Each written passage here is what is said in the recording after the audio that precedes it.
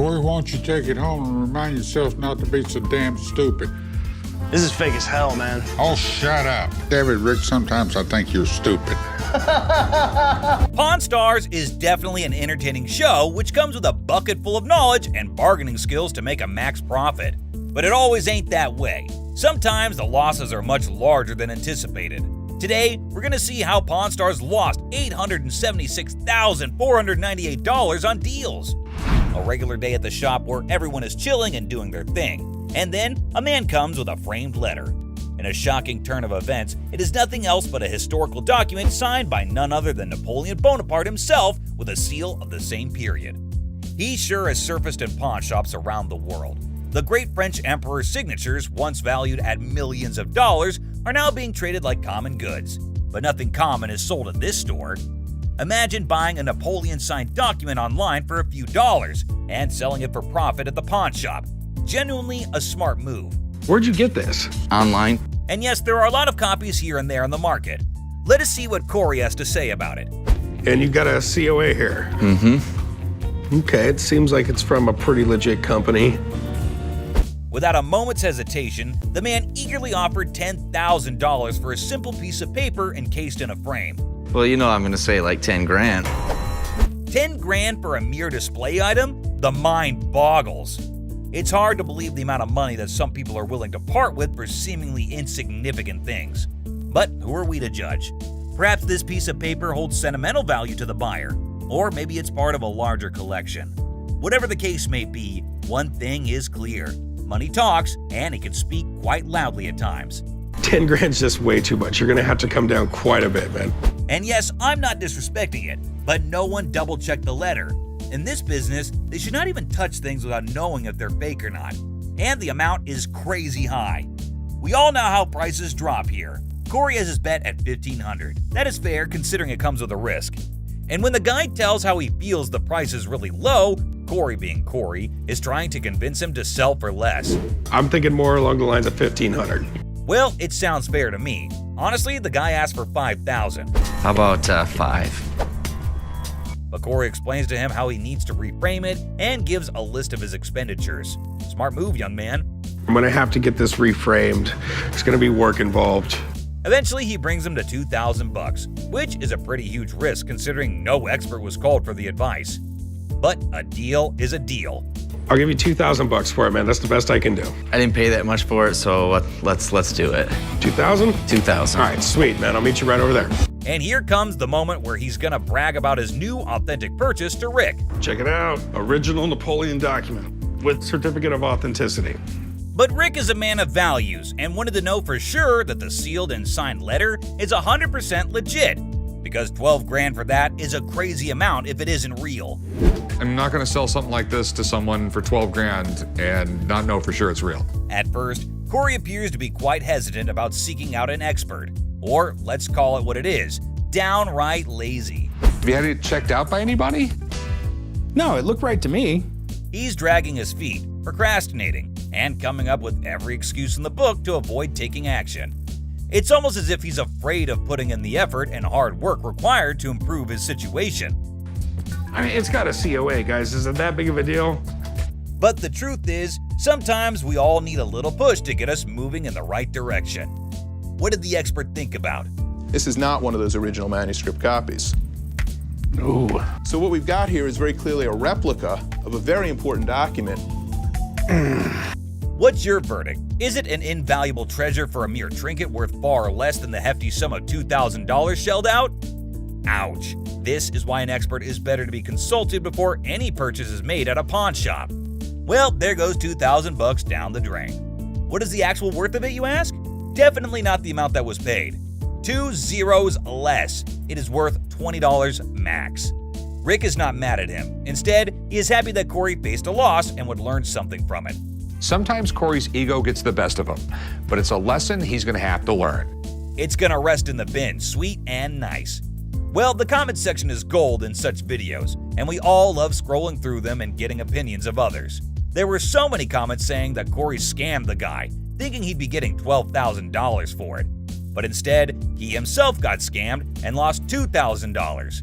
Now, we don't know who to believe. But a loss is a loss, and he can't argue about whether it's huge or less. But it's not just Corey. Chumlee had made an equal amount of losses. The scene shows a frustrated taxi driver approaching a man waiting in line at a pawn shop and demanding money for a $90 fare. But the man's attention is on receiving the money, so there's an argument. Tensions escalated because of the man's insistence on waiting in line and the cab driver's irritation. Hey, dude! Come on, give me money. Do you see I'm in line right now? Yes or no? You stand in line to what, man? I want my... Excuse me, hi. What's going on here? First off, this man owe me money for his ride. Why is he yelling at you? Because I owe him money. I am in line to get the loan for the car. The situation takes a comedic turn when a third party, including Ashley and Byron, unaware of the initial conflict, intervenes. Confusion ensues as they try to understand the situation, with the cab driver emphasizing his need for payment while the man remains determined to wait for his turn in line. The introduction of the man's girlfriend in the cab adds another layer of chaos to the mix. Report? Yes. Okay. Supposedly the cab driver dropped this guy off here because he wanted to get money for his jewelry to pay the cab driver. Give me $45. I have to pawn this. Just wait. You can wait. No, I ain't waiting no more. I'm going to get this woman and get her the hell out of the car and I'm gone. What woman? You have a woman in the car? Yes, I do. That's my girlfriend. He's asking you to wait 5 minutes? No, I'm out of here. Okay, then you can go. I'm gone. Okay, go. The cab driver chooses to take matters into his own hands as tensions escalate and violently extracts the man's girlfriend from the car. The man objects, and things quickly get out of hand, with the cab driver and the man at odds about taking the woman out. The taxi driver is demanding that the woman get out of his car, which makes the whole situation even more ridiculous. All right, come on. Get out of my car. No. Come on. Get out. Get out now. The next thing I know, the cab driver is pulling this girl out of the cab. Hey, get your hands off. Get your hands. Hey, get out now. Hey, get your hands off. Get your hands off her. Don't touch her. Don't touch her. Don't touch her. Get out of my car. Don't touch her. The conflict reaches its peak when the man's frustration boils over, and he threatens to drop the cab driver like it used rubber. Eventually, cooler heads prevail, and the man offers a solution. The cab driver can recover his fare and avoid more conflict by having another cab call. There's never a dull day at the pawn shop, to be sure. I told you I was going to pay for it. Yes or no? What are you going to do? You want me to drop you right here? I'll drop you like a used rubber. Get in your car, go. Get in your car. You know what? I have the best idea. I will call you a cab. He can be out his money because he's demanding it. The boyfriend got in the taxi driver's face. I don't blame him. You don't touch somebody like that. In this episode, we've got Les who's greeting a customer. Now, the customer is looking to sell a TV and asks how much Les is willing to offer. Les mentions that they typically sell similar TVs for under $250, which prompts the customer to express her desire for $500. Les naturally balks at the request, stating that he can't offer that much. But the customer then starts negotiating, asking what she needs to do to get the $500 that she wants. Hi, I'm Les. Nice to meet you. Sure. I'm looking to get rid of this. How much did you want for the TV? I want $500 for it. That's what I was thinking. We actually sell them for under $250. Okay. So I could give you 100. 100? 100. I need $500. And I wish I could give you 500. What do I gotta do to get you to give me $500? In a comedic turn, the customer suggests her breasts as a bargaining chip, asking if they're worth $500 to Les. Les, to his credit, responds with a little bit of a bemused expression, indicating that, sorry lady, they're not. The customer confidently asserts that her breasts are valued at $7,500, but Les remains unimpressed. He remarks on her attempt to negotiate with her boobs and expresses disbelief at her strategy. The customer, undeterred, insists that she never played dumb before provocatively suggesting that she's all there by flashing her breasts. Are these worth $500 to you? Not really. No, these aren't worth $500. Really? There's $7,500 for these, okay? $7,500. I want some. He was one of those people that tried to negotiate.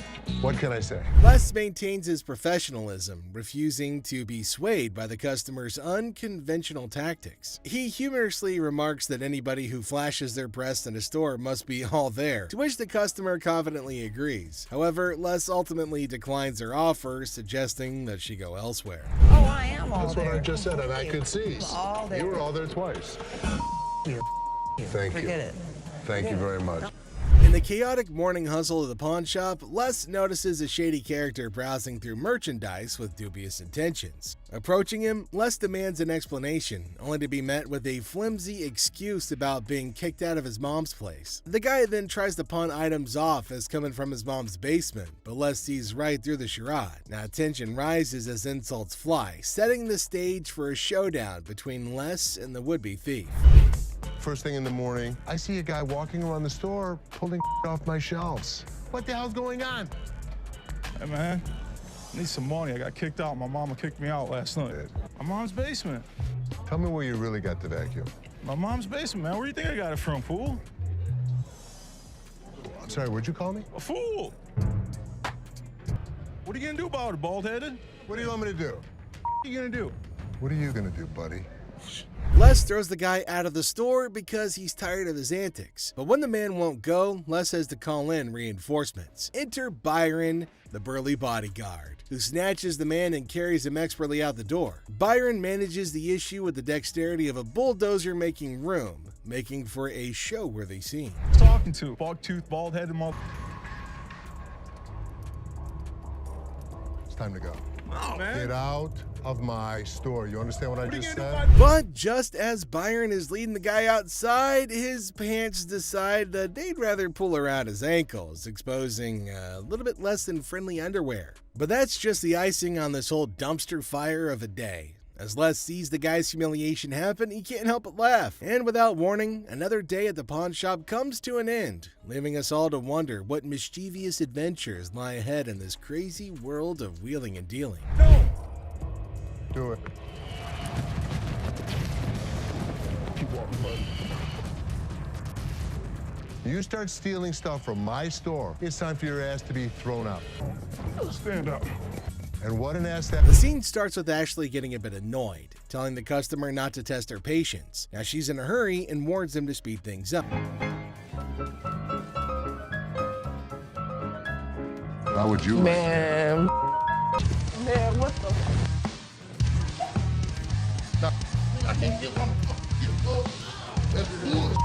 In this segment, a discussion ensues about cards and a potential liver transplant. The shopkeeper encounters a situation where the customer's intentions are unclear. Misunderstandings arise, and the shopkeeper skillfully navigates the conversation.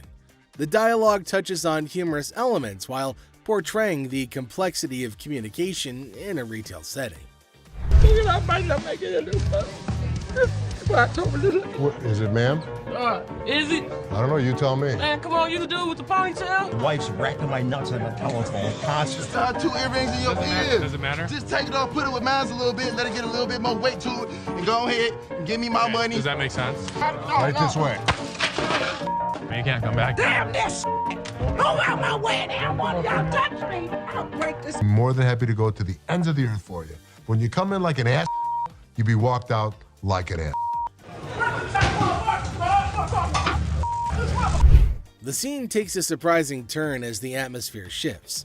The shopkeeper reassures the customers that, despite challenges, the store is dedicated to going the extra mile for them.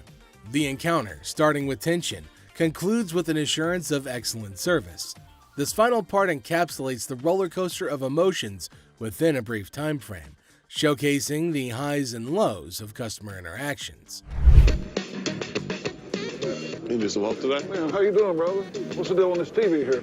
This TV right here is $400. $400? Yeah. I was in here 2 weeks ago, sold you this mother for $90. Now you're gonna ask me $400 for it, man? In the electronics section of the store, a customer named Robert engages in a conversation about a TV with the store employee. The casual tone sets the stage for what seems like a routine interaction. The customer questions the TV's price, sparking a humorous recount of a previous encounter where he claims to have purchased the same TV for a lower price. Are you kidding me? So you're making a $310 profit off me? Bull, man. Can I help you? Who are you, man?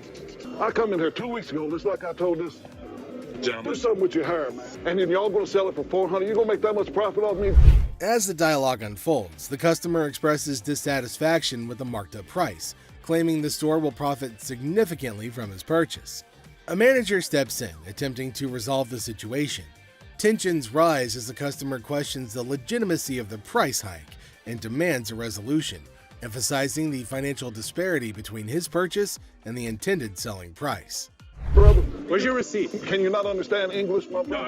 I can't, my brother. I don't believe that he wants a TV for nothing. I'll just take the TV, man. Right out this door right Sure you here, will. and I'll be gone. I would like to see you trust out here so fast. Trust out by who? Who are you?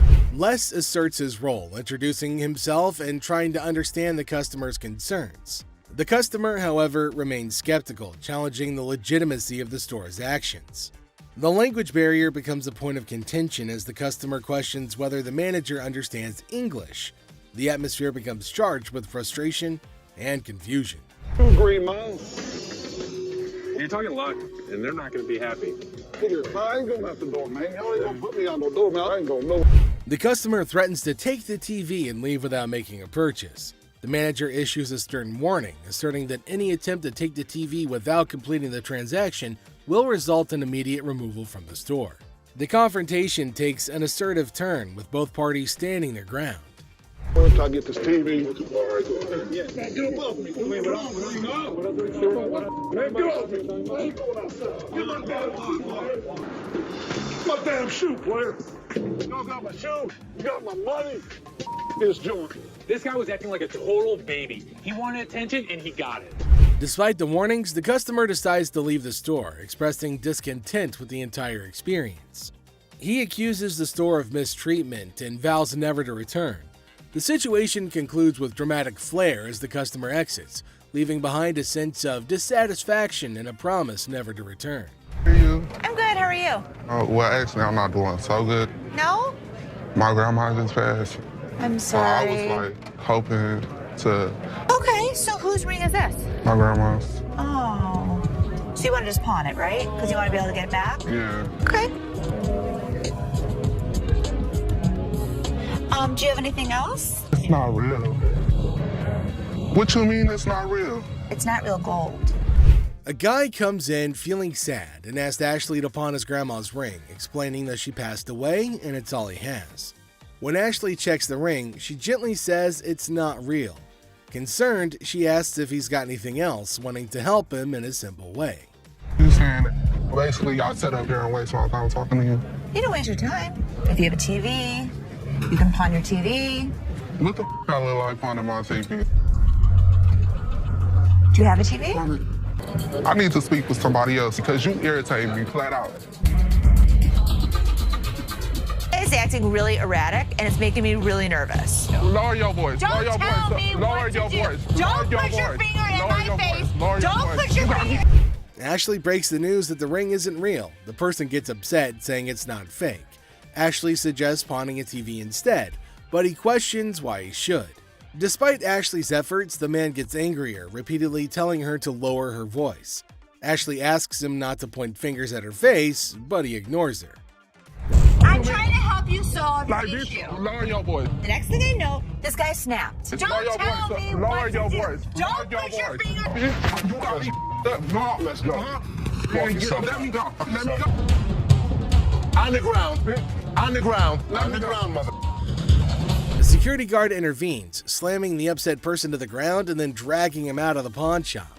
The situation escalates and the guard takes decisive action to maintain order. Next up, we've got this episode where a heavily muscled individual made his way over to meet Les to complain about equipment he got from the store that got busted. Somebody bought this. This piece of junk I bought in here just a couple days ago. It don't work now. It's broken. What is it? Little ab lounger I bought here, man. Workout. In the midst of the pawn shop's hustle, a burly customer approaches Les with a complaint. He's upset about a busted piece of exercise equipment, an AV lounger purchased just days ago. Les, sticking to the store policy, explains that they can only provide an exchange, not a cash refund. Tensions rise as the customer vehemently rejects the idea of an exchange, demanding his money back. They can only hand over another item in place of the faulty one. If you had the receipt, I could give you an exchange. I could give you some. I don't want an exchange because it's probably going to be some again. How about you just get my money? As the disagreement escalates, the customer insists on a cash refund, dismissing the option of another item.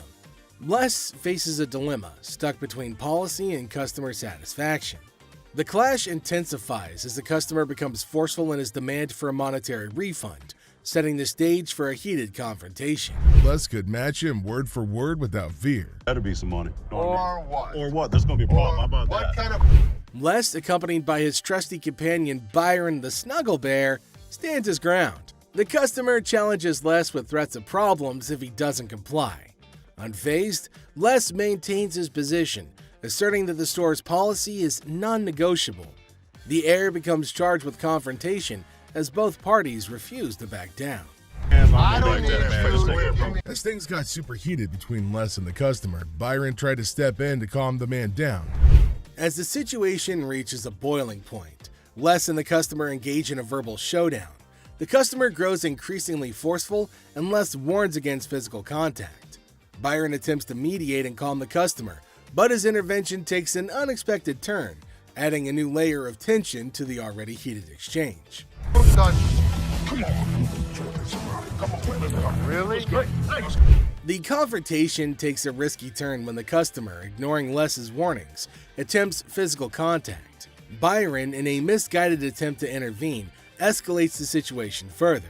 Les stands firm, refusing to be intimidated while tensions... And there's this next customer who's legit stuck in that exact nightmare scenario. I kid you not. She ain't looking too pleased about the whole situation. Talk about an unexpected twist, right? Let's hope Ashley can handle this unexpected twist like the boss she is and help ease the tension in the room. Back. And let me tell you, that kind of betrayal cuts deep. It's a breach of... If this dude's got any sense left in him, he better step up and start doing some major damage control. Because this roller coaster ride is far from over. Boom! Punches him. And I am dumb. No, talk about a major breach of trust and a surefire way to ignite a firestorm of frustration. But let me tell you, the way she unleashed those two punches, you could practically feel the intensity of her emotions in every swing. Sometimes emotions can manifest themselves in unexpected ways, and in this case, it was through a powerful punch. The woman asked Ashley to give her the ring back, and she asked for it quite furiously. Just give them the ring. Okay, hold up. Let's get the facts straight here. What Ashley did wasn't some mean girl behavior, alright? She was just trying to get some clarity, you know? She wanted the dude who brought in the item to speak up, but damn, he was in no position to do that at the moment. Well, he kinda deserves it. I hope he makes better decisions in the future. But Ashley is not the only one who had to deal with some crazy customers. Phone work. It's a simple question. Does this... Picture this guy, all dressed up in his baggy clothes, trying to act all smart and cool. Classic, right? So he's claiming that he bought an iPhone from the store like 2 to 3 days ago. But now the camera isn't working and he's seriously ticked off about it. All he wants is a replacement phone. Simple as that. But hold up a sec. Did he bother to bring the receipt? That's the million-dollar question right there. Because you know, without that little piece of paper, it's gonna be a bit tricky to sort things out. I mean, come on, it's like buying a ticket to a concert and then trying to get in without showing it. No can do, my dude. Receipts are like the golden ticket when it comes to returns and replacements. They're proof that you actually bought the item legit and can claim your rights if something goes wrong. Now, assuming he actually did bring the receipt, then it shouldn't be a major issue to get him sorted out. The store can check the purchase details, verify the warranty, and see what can be done about that faulty camera situation. It's all about following the proper procedure and making sure everything is legit. I ain't got it with me. I ain't bring it. So you're telling me you knew you had to get the phone exchanged and forgot the receipt? But Rich says they don't even sell iPhones for $200. So obviously my man over here is a scammer. Rich was very clear that he could look into it, but he needs the receipt. And he kept denying.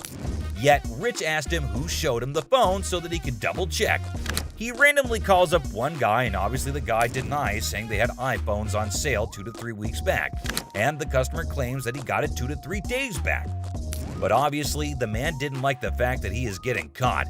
And you wouldn't believe what he said to Rich. Mohawk, shut the hell up. My Mohawk doesn't talk. It clearly does. Clearly it Along doesn't. with the goatee, Now too. the goatee does. Like seriously, this dude went way overboard. First, he rolls up in here with a fake item that was never even sold to him in the first place. What's up with that, right? And then he has the audacity to start talking back to Rich like he's the boss or something. Come on, man. Rich ain't just gonna sit there and let this guy run his mouth without firing back. It's all about standing up for yourself and not taking any BS from anyone. Rich had every right to clap back and put this dude in his place. I mean, it's crazy how some people think they can just waltz in and cause a scene without any consequences. But nah, that's not how it works here. Okay, did that one work? Pull the things up over your ears a little because you clearly can't. No way, dude. Even while Big Joe was escorting him out, this guy had the nerve to keep shouting at Rich, trying to prove his point. Talk about audacity on another level. I mean, seriously, when you're already in a situation where you're being shown the door, you'd think common sense would kick in, and you just leave quietly. But no, not this guy. He just couldn't resist the urge to keep arguing and making a scene. It's like he thought he could still somehow win the argument or get his way by raising his voice. But let's be real here. Shouting isn't gonna magically make your point more valid. It's all about having a civilized conversation and respecting the boundaries. But man, I can only imagine the frustration and annoyance Rich must have felt having to bear all that unnecessary noise. Send me a picture of the receipt from your phone. Damn, my man Rich definitely got that one stitch on his head for a long, long time. That was a pretty savage and badass man. I mean, you have to be like that in this. So this customer walks into the pawn shop looking visibly upset. As usual, Ashley greets him and asks how he's doing. Turns out he's not doing well at all. Here's the reason why. I'm not doing so good. No? My grandma just passed. I'm sorry. It's really sad to hear about it. Now, he brings along a ring that belonged to his grandmother. He wants to pawn this ring because he plans to retrieve it once he earns enough money. How sweet, right? However, it turns out that the ring is fake, which surprises the customer. Now, this got me thinking. Is he pretending or is he genuinely serious? It's hard to trust people these days, you know? But Ashley comes up with a solution to help him out by pawning his television. Can you guess what his response was? What the f*** I look like pawning my TV? He starts getting rude with Ashley, which escalates into a heated argument. Then he demands his ring back, and not only that, he insists on being helped by another employee because he's annoyed with Ashley. And guess what happens next? Put your finger in my face! Don't put your finger in... Yep, that's how he ended up there. Crazy, isn't it? This customer's behavior became even more disrespectful. Just to prove that Ashley was completely wrong and useless. That's when, as you saw, the big guy steps in and knocks him down. But he continues to yell and curse at her. Eventually, Byron forcefully removes him from the shop. You got me up. No, let's go. Man, let me go. Let me go, man. Just when he thought everything had settled down, the customer goes ahead and threatens Ashley, saying he'll come back to get her. Oh dear, that's the biggest mistake he made since entering the shop. We all know what happens when someone messes with Ashley, right? Well, brace yourself and see it for yourself. On the ground. On the ground. On the ground.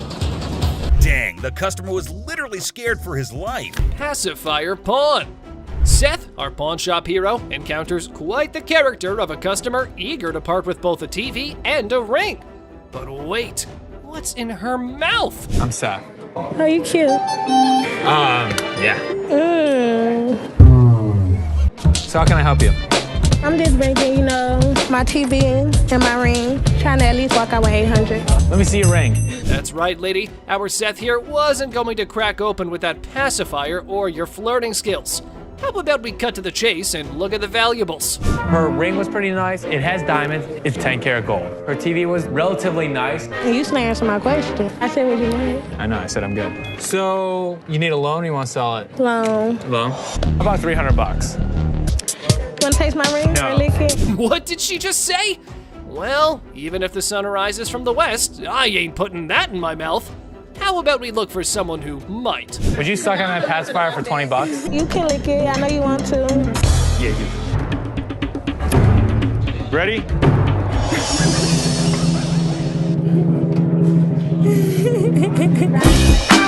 Push fight. Two buddies square off in a pawn shop brawl over one friend's attempt to pawn the other's beloved PlayStation without permission. This calls for drama. That took my PS, he tried to pawn my shop. Get my money back. You know him? Yeah, that's my roommate.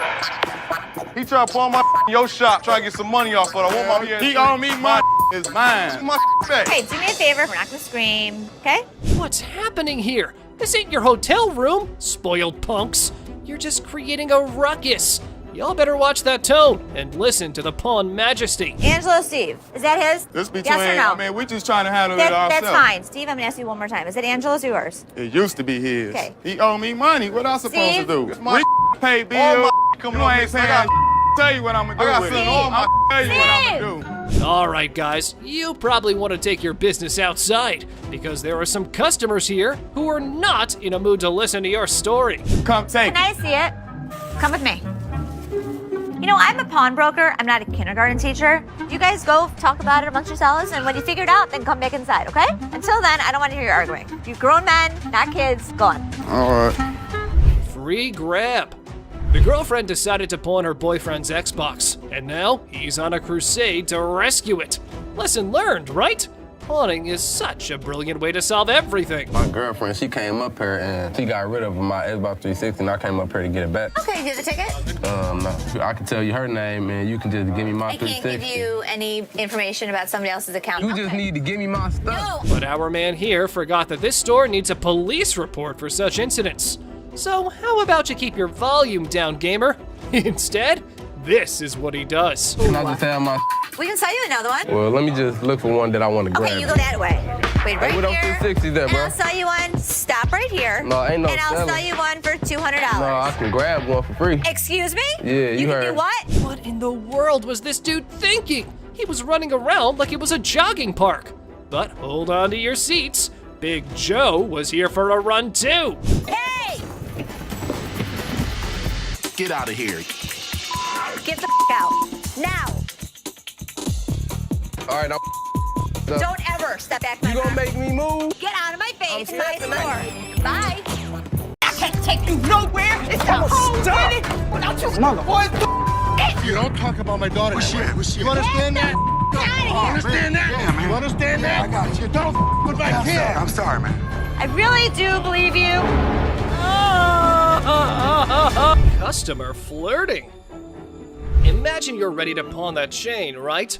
How about using your charm to... What's the plan here? You and Ashley? Do you like BFFs? Now, from where this unconditional love stems, suspicion might be knocking at your door. 100 cockroaches. No shiny metal, no problem. Time for a quirky twist. Snag those cockroaches and hit the pawn spot down the alley. Who knew creepy crawlies could be the new currency? Hold the phone, folks. His eerie charm's catching on. They are Madagascar hissing cockroaches. Oh! Ew! Ew! Ew! Ew! Did you want to see one? No! Close it! Yeah, those gross goodies. He's got his sneaky secrets for that oddball offering. I was using them to feed my Savannah monitors. That is disgusting. How many do you have? If you pick one of these up, they're actually heavy because there's so many of them in there. I really do believe you. Seriously, bro, we're talking $1 a pop. Those things are tough to sell, even as giveaways. It's like offering a lifetime supply of, well, nope. You better take them back home. I wish I had somebody that needed them. Thank you very much. I'm sorry. I bought living creatures in the past. Cockroaches isn't in our repertoire, but the best thing about it, the look on Ashley's face, priceless. That was gross. Chicken Man. Alrighty, folks, we've got the Rocket Man on our radar. But hold on to your feathers, because here comes the Chicken Man on a mystery hunt while eating chicken in the pawn shop. That's ironic. He's eating chicken while he's talking to me. Oh, all right, look, let me see the man right there. You're spinning chicken on the counter. That's for you, man. Can I see that right there? Sure. You see it? How much this cost? $1,200. $1,200. Are you seriously gonna buy something, or are you just? You ain't even let me see. Dude, now you're bothering me. In a second, Byron's about to choke a chicken. Oh, choke a chicken. He's about to. All right, look. Angry mom. This mama's boy strolls into the store, peddling his speaker. Set steal? Not winning any gold stars. Looks like our dude here is stuck in a pickle. I got a speaker. You got multiple speakers. And we $150 short, so I'm hoping you guys can help us out. Realistically, I could sell you them for about $100. So what you trying to give me for this? I want 150. What you selling it or pawning it? Selling it. $45. Mr. Black, you're in for an offer based on your goods. Just a heads up though, his chat game with Seth could ruffle more scratches than a ticklish itch. So I can get you 45 bucks. I don't need from these mother. They won't give me what I want. You came in, you want 150 bucks. Damn. What? Mama, you You don't talk like that in front of these people. I done raised you better than that. Now you apologize. I'm taking my speaker. What? Oh, yes! Preach it, mama! Time for a lesson or two. Junior needs a masterclass in manners. Let's dial up an apology for his bad language. I can't take you nowhere. It's the whole city without you boys. What do I pay you guys for? I'm hiring her. Les questions a man's marriage. Les uses a customer's words against her. There's trouble in the office, but Les reminds Seth that he's the boss. Les kicks off the day questioning a man's marriage, using customers' words against her. Trouble brews in the office, but Les asserts his authority as the boss, teaching a disrespectful man a memorable lesson. Les shows that he's not just a pawnbroker, baby. He's a boss in control. Here are savage Les Gold moments. It looks like Les is more interested in this man's marriage than his business. Les woke up this morning with the urge to roast someone, and of all the people he could roast, he picked this guy. Things take an unexpected turn. Now, in a surprising twist, Les dives into the man's marriage, leaving everybody shocked. Les humorously challenges the man's absurd scenario, roasting him in a way that only Les can. The man's attempt to buy an anniversary present with his wife's jewelry backfires, adding a touch of humor to the pawn shop drama. Get a watch for my wife's anniversary. Oh, it's not your anniversary too? Well, yeah, it is mine too. How many years you been together? 25 years. Oh, okay. How many good ones? So how did you get these? Well, we were going through some of her jewelry. And she said, this belonged to my grandma. They're not real. Les posts a customer's watch request, questioning the authenticity of the jewelry. Unfazed, Les detects the fake and confronts the customer's peculiar anniversary gift plan. The customer tries to defend himself, but Les, in his signature style, keeps it real and uncovers the truth behind the fake jewelry. But hold on a second. How come the old man wants to buy his wife an anniversary present with her own jewelry? That is one hell of a ridiculous scenario. What this man could have done at this moment is leave. But nope, some of these customers love to start drama. This is older than both of us. It probably is. But it was fake when it was made, and it's still fake. Les faces a customer who crosses the line, insulting his family. For the first time, Les takes matters into his own hands, delivering a stern warning. The tension rises as Les draws the line, showcasing a side of him that won't tolerate disrespect towards his loved ones. Yeah? Okay, I've seen your wife. Listen, mother, there's two things you don't talk about. What's that? My wife and my family. Oh, so here's the deal. For a moment, we thought... Two of you? Here's the deal. Get out of here, two of you. I'll hurt you guys so bad. Sure you will. Better get in the front. Sure you will. In a final showdown, Les lays down the law. With no patience left, he kicks the disrespectful customers out, warning them of dire consequences if they return. Les reveals his savage side, making it clear that disrespecting his family won't be tolerated under any circumstances. Hello, how are you doing today? I'm good. How are you, sir? That's good. I want to pound this TV. I can go 100. Excuse me? So here's a guy who wants $400 on a $200 TV. What the is he thinking? People can help me move my stuff back in my mother's house. 100 is not going to do, sir. I need more than that. But I can't give you more. See, it's a used TV. A young man enters the pawn shop, seeking to pawn a TV for $400. Les, the owner, declines the initial offer and counteroffers $100. The guy, explaining his need to move back to his mom's house, expresses that $100 won't be sufficient for his situation. You know, I have to get away. You see this? He did this last night. What did he do to you last night? He beat me up last night. You clearly don't see that. See, you know what? You about to cause me to lose my mother temper. I try to give him the benefit of the doubt. I thought he had nice skin. He didn't have any bruises on him. I don't need to call security. You don't need to call them. What The guy made up a story about daily abuse from his roommate, seeking empathy to pawn the TV for his escape. Les remained skeptical, noting the absence of visible bruises, praising the boy's clear skin. In response, the boy, feeling cornered, requests the involvement of security, hinting at a potential dramatic turn of events. you gonna do? What, you from Africa? Oh, okay. Anyway, like I said, can you give me the 400 you paid? We sell them for two. Hold on. Y'all. Thank so much. Sure is. Have a nice day. You. Thank you. You better lucky I'm gonna throw this big mother at. Up. Where is my key? Les, trying to find a middle ground, offers $125, but the boy declines and insists on calling the guards. Les, unfazed, reveals the presence of the guard behind the boy. The situation ends with the boy taking the TV and leaving the pawn shop without the need for additional security intervention. Why won't your fat ass take it off? You work here, ain't you getting paid to do this? I look like a butler to you. I don't give a my gonna come in here and get this motherfucker. You better. His big ass gonna beat your little ass, fat bitch. Hit me with army. Motherfucker, come from behind this counter. A tense situation arises as a black woman directs angry shouts at a guard. The guard, responding defensively, questions her, asking if he appears to be a butler in a moment of unexpected confrontation. You get back there. Your big ass on my way. Get this motherfucking speaker and take it outside. You want me to stop? Take the You brought it in. You're gonna take it out. So take it I'm out. not picking that up Then and you're taking it leaving it outside. Y'all can get your old ass Take out. your ass out of here. I'm What's gonna your take this bitch ass out of here, y'all. You're not going to come in threatening my employees. Who gonna bring it outside? Despite Seth's efforts to intervene, the black woman continues her relentless shouting. Even another guard struggles to remove her. Suddenly, she notices Les, the owner, standing behind her. In an unexpected turn, she bursts into laughter and mockingly tells Les to leave. Yo, big ass, you can grab that bitch too, ogre. Motherfucking big ass, Shrek ass following behind me. We will give you the respect and the decency you deserve, but when you're threatening my family, we throw you out of here. Bitches, for life. Taking matters into her own hands, the woman starts leaving, dubbing the guards as Shrek on her way out. The situation takes an unexpected and humorous turn as she adds a touch of sass to her departure. Let's take a look at it. All right.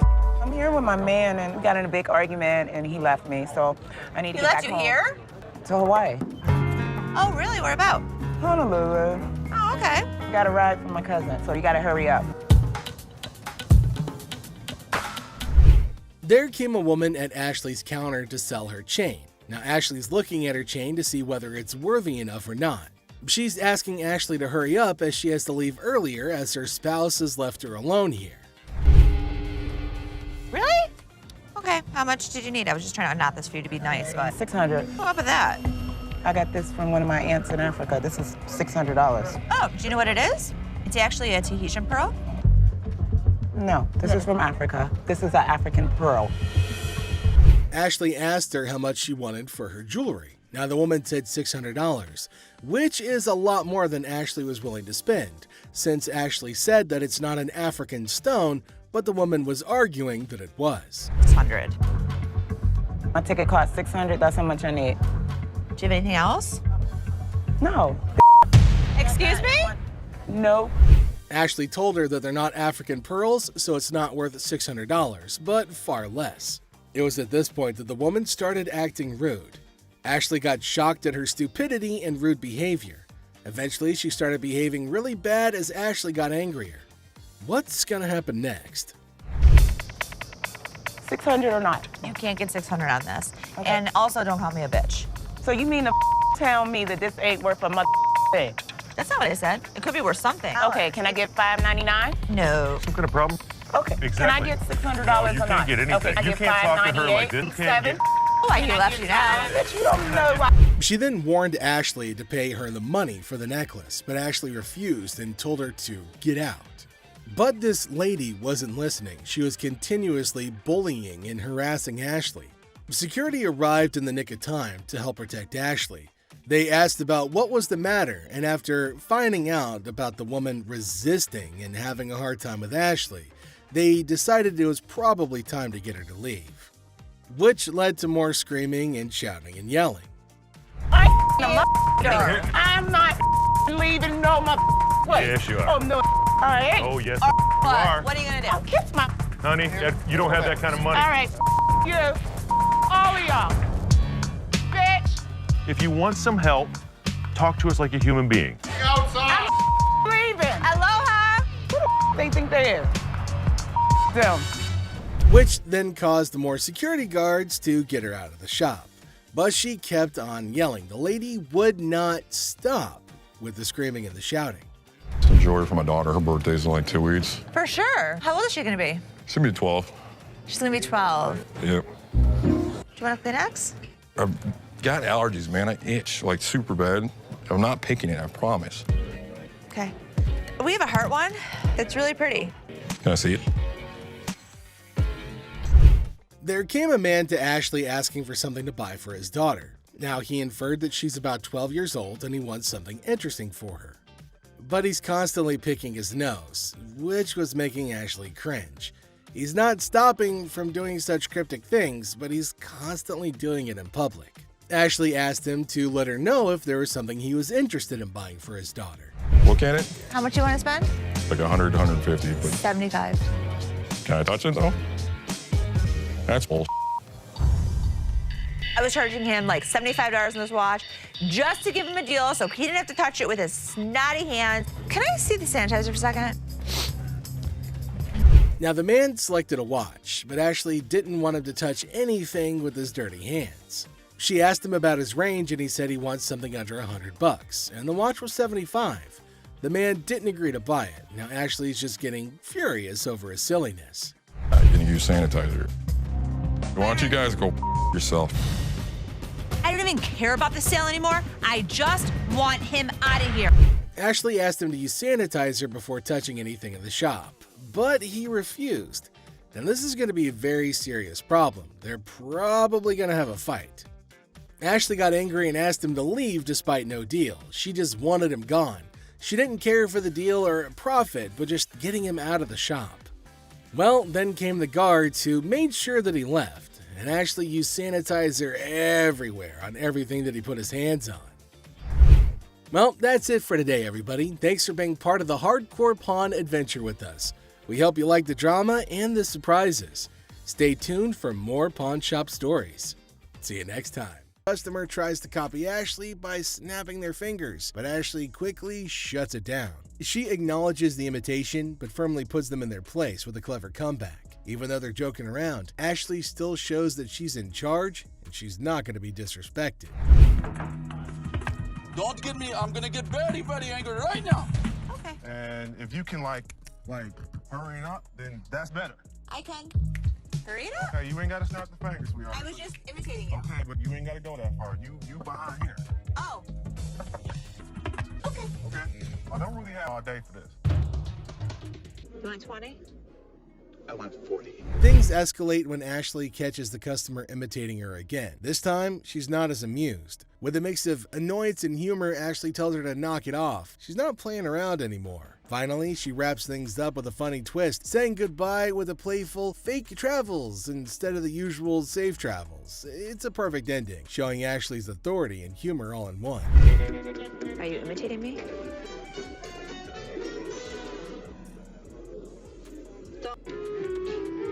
Safe travels. Safe travels.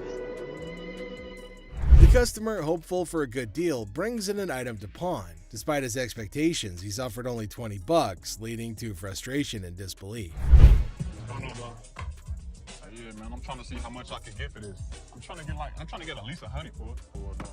Might have got 20 times, but I won't be able to get that for it. So how much can you give me? $20? I'm more or less helpful with anything. Man, I'm gonna need more than $20 for this, man. Les throws the guy out of the store because he's tired of his antics.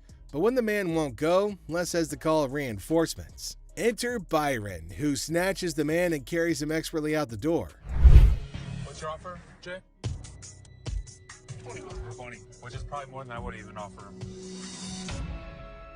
I need my money. I understand. Need at least $100 for this. You paid $200 for that, I overheard? Yeah, I mean, really, you paid $200. I'll sell you like 4 of them. I need more than $20. Why is there more staff out here? And I see another irate customer in line. That's all I'm giving you. Period. Despite attempts by other staff members to calm the situation, the customer's anger continues to mount. Profanities fly as the customer remains dissatisfied with the offered amount. I'm the manager. Oh, you are the manager? I'm the manager. You're the manager? $20 for this. I've been waiting for an hour. Yeah, take your out of here. How about 1-0-0? You can give me what the I'm gonna do with $20. I don't know. I need more than $20. I had to calm this situation down. Take your out of here. $20. What the I'm gonna do with $20? Final profanity-laden outburst. Jack, get the out of here. Yeah, I know you're gonna get your hands off. Really? Really? I'm your mama. You don't talk to me like that. I don't give a don't want you gonna be out in public. I don't. You know what? I never liked you. I literally. From the outrageously rude to the downright disrespectful, these are the worst possible customers to have graced the show ever. Let's start off with this customer who ended up like this. You got me. No, you got me. She ain't by herself, my man. No, I call me. I'm sure you're curious about what happened, so let's not waste any time and jump right into it. So this customer walks into the pawn shop looking visibly upset. As usual, Ashley greets him and asks how he's doing. Turns out he's not doing well at all. Here's the reason why. I'm not doing so good. No? My grandma just passed. I'm sorry. I was like... It's really sad to hear about it. Now, he brings along a ring that belonged to his grandmother. He wants to pawn this ring because he plans to retrieve it once he earns enough money. How sweet, right? However, it turns out that the ring is fake, which surprises the customer. Now, this got me thinking, is he pretending or is he genuinely serious? It's hard to trust people these days, you know? But Ashley comes up with a solution to help him out by pawning his television. Can you guess what his response was? What the I look like pawning my TV? He starts getting rude with Ashley, which escalates into a heated argument.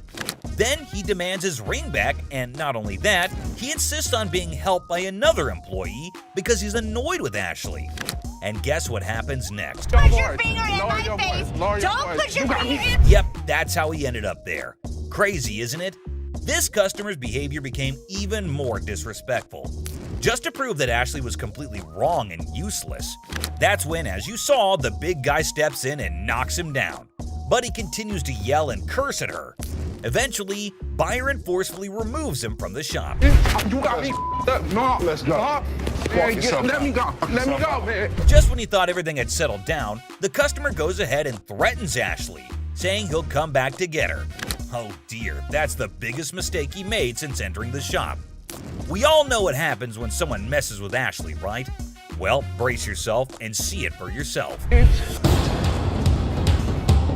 On the ground. On the ground. On the ground.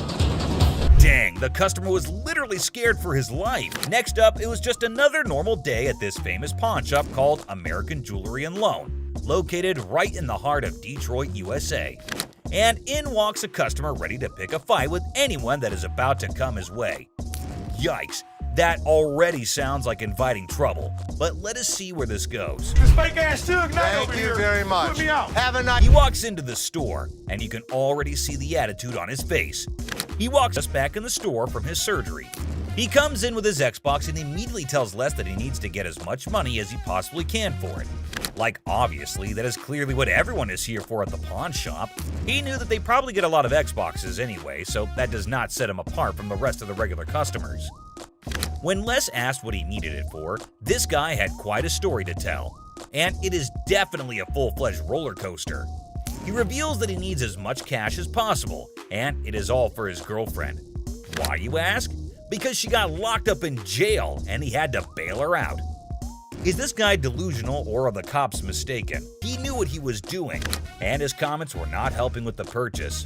He kept saying that it would be cheaper at a regular jewelry store, when in fact, it was way cheaper here at the pawn store. Clearly, he did not understand the concept of it. Seth asked the guy where he usually went shopping, and when he said the mall, he asked the guy if that is where he got his earrings from. And get this, he paid $500 for it. So if he can buy earrings for that much money, why can't his own mother? Alright guys, brace yourselves for the next chapter in Sharonda's jewelry adventure. But here's the thing, folks, that employee was just doing their job. It's a classic case of drama and tension in the workplace. Buckle up, because we're about to witness the clash of these two titans in the crazy world of hardcore pawn. This time, Michael approached Ashley and tells her that he has a mink coat for her. She immediately asked him if he had brought it in before, and he said he had not, but it was obvious to everyone except Michael that she did not buy a word he was saying. She was even more confused because it was the middle of summer and he had just brought in a fluffy, thick jacket. And when she asked him if he had looked outside lately, this is what he had to say. Have you taken a look outside recently? Oh, it's cold out there. Her face definitely says it all. Just to see if he was being for real, she asked him how he knew it was me. And to that, he had the most ridiculous response. His visits to the store, he definitely had this coming his way. And finally, down to the #1 worst customer. This customer was being disrespectful and disgusting at the store, and someone finally put him in place. Whew. You understand that? I got you. Don't with my kid. I'm sorry, man. You don't with my kid. He walks in and notices a table and immediately just announces to no one in particular that somebody needed to come to help him out with it. That's really not a nice way to ask. Jeez. Take a look at how he was behaving. Let me lay on this mother. You see, was a sex table? So what? He was being very crude, and Ashley notices his presence there very quickly, especially considering how loud he was being. He again keeps shouting for someone to come help him, and then, you won't believe this, but he asks for Ashley in person and says she is his girl.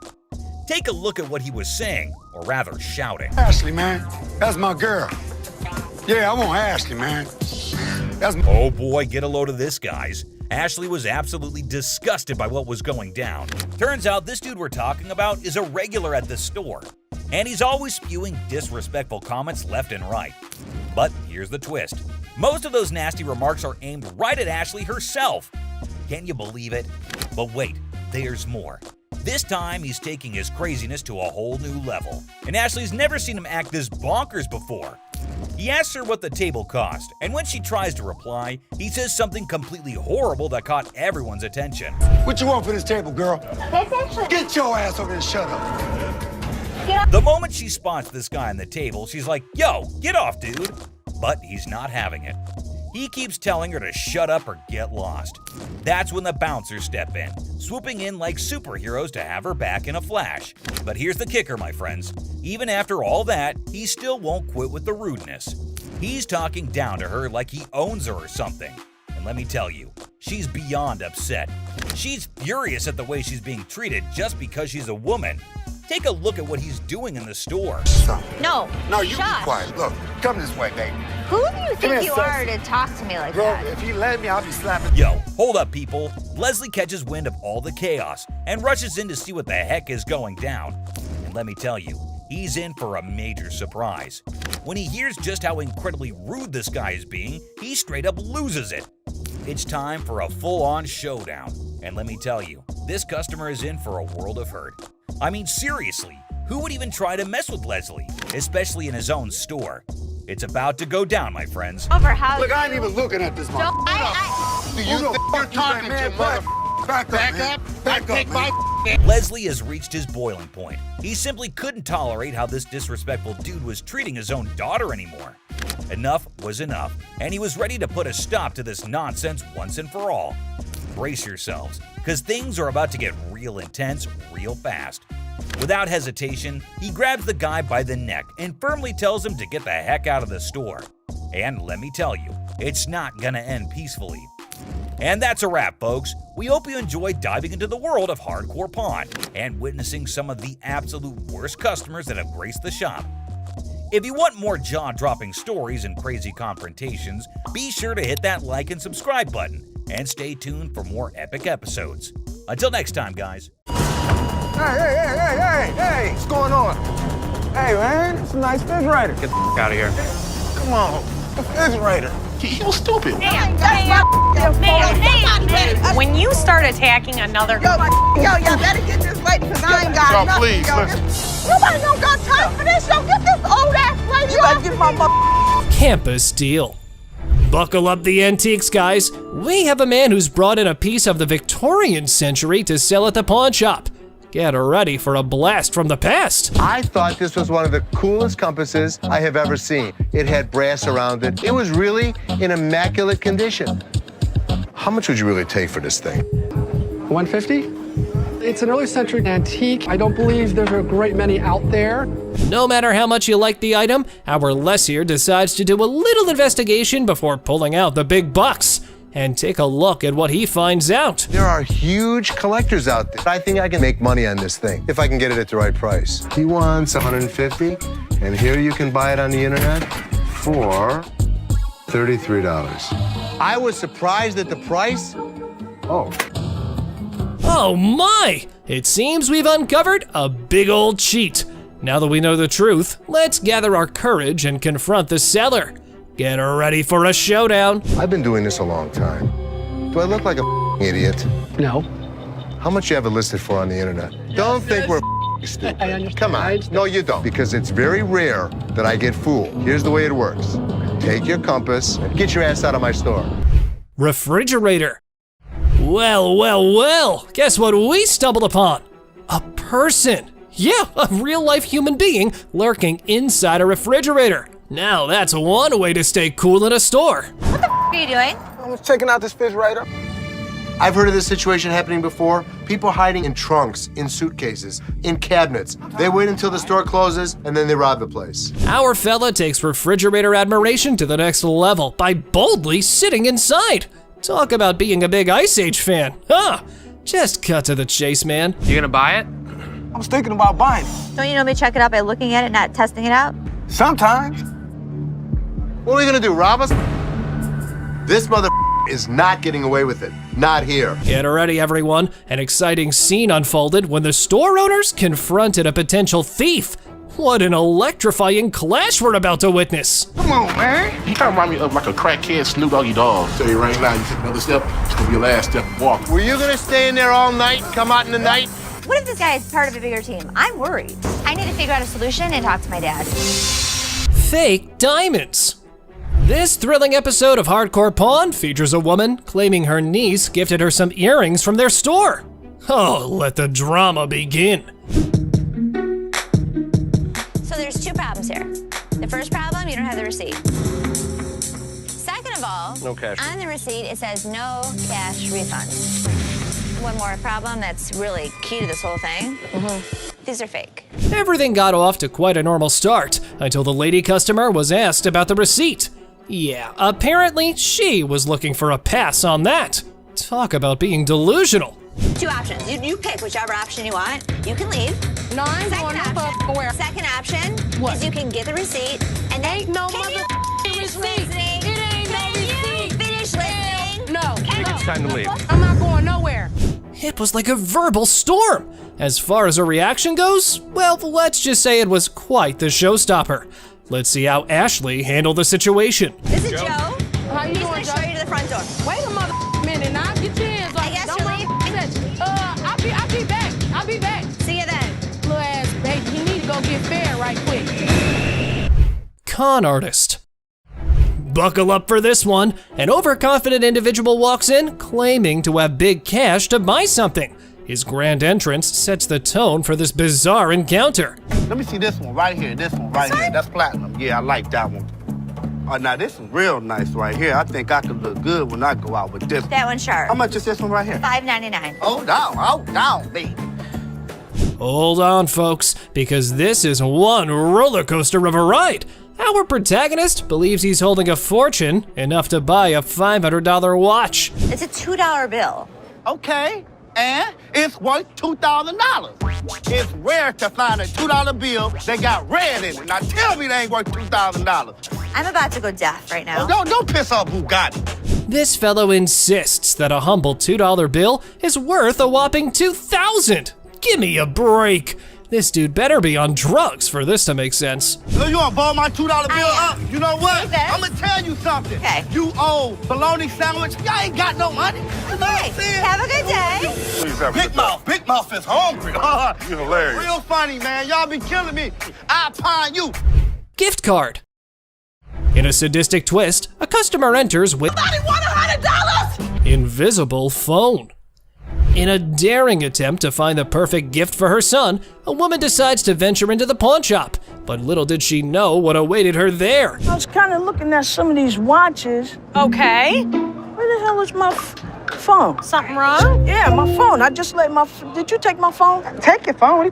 There was never a phone on the showcase. Well, folks, it appears our big mama's stealth skills might need a tune-up. However, did you see her put a phone there? Not me. I ain't crazy. Damn it, I just laid my phone there. Don't touch me, yo. You better get off because I ain't. Calm down. There was no phone. Can someone just ask this woman to keep it down a bit? It looked like she was indeed trying to pull a scam. However, this is how she decides to take cover. When you start attacking another customer in the store, you have got to get out. Y'all better get this lady because I ain't got nothing. Please, listen. Nobody don't got time for this. Yo, get this old ass lady. You better get my mother. Looking for a boyfriend. A girl visits the pawn shop on the hunt for her beloved boyfriend. Can you guess where she might find him? Oh, you got it. It's none other than the store itself. Talk about a stroke of genius. I'm sorry, but who are you? Just get him for me. And so what's this regarding? He's my boyfriend and he's not paying child support. You're his girlfriend? Yes, I need him. So don't you have a cell phone number? Could you just get Chad, please? I do have a Chad that works here, but I don't have time for this today. Our girl meets Seth, who's in a funny mood today. Get her ready for a humorous encounter that'll surely make you laugh. It's time for some entertainment. Come on, grab Chad for me. His lovely girlfriend's here. Like, I got all day to just be wasting my time. This young lady would like to see you. That's not him. Y'all playing games with me now? That's Chad. No, that's not. Then I don't know. I know who I sleep with. What? This lady is out of her mind. Well, apparently, lady, they've got the wrong Chad, so you better take your business elsewhere. Or you've just started looking like a scammer. It's going nowhere fast. Oh, you're talking about Chad, the tall guy with the waves. Yeah, Chad. He just went outside. He's right out there. Y'all want to sit here and play with me? If this was Chad's girlfriend, I have one piece of advice, Chad. Run away. Where the he at? Watch that. Tressa, the ex-employee, decides to stroll back into the pawn shop with a Rolex watch in tow. Guess what? It's the one her boyfriend paid for. The guy that bought it for you disputed the credit card. No, he didn't. Here, I can put him on the phone for you. Hold on, Tressa. He did dispute it. You've never been paid for the watch. I can give you a loan today for $1,000, but Things heat up quickly between the ladies as Tressa and the shop owner engage in a fiery exchange. How about we skip everything to the dispute paperwork? They mailed him a piece of paper to close the dispute. do you have the form on you? No, but I can call him. Okay, so when you get the form, I can give you a loan for the $1,000 on the watch. So I can give you the loan for the $1,000. That's stealing. Disputed. It's not fully paid for right now until we receive the paperwork. You're wrong right now. Now, let's all hope she can gather her dignity and retrieve that slip to claim her hard-earned cash from the pawn shop. It was time for a little redemption. Let's do the $1,000 loan, and then I'll be back with the paperwork. Honest to God, you are so wrong. Not a nice person. That's nice to say to your. How old are you? Look how you're treating me in front of my kids. Give me a time for. Oh man, man, why you break that, man? I did not drop it on accident, man. I didn't break it. I thought it was you, man. Oh, that's good. Now you shouldn't have that. Where's Nikki?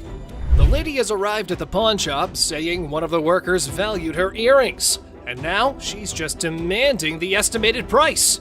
What a mind wreck, I gotta say. Who'd you talk to? Nicole? Over the phone. Yes, But ma'am. we don't see them over the phone. She is lying. Can I see your merchandise while I'm at work and while you're sitting in your living room? You need to come in, we need to evaluate your earrings, we need to test them. Where Nikki at? Nikki. Nicole. Ashley, ever the detective, was in suspicion mode, attempting to dissect the situation.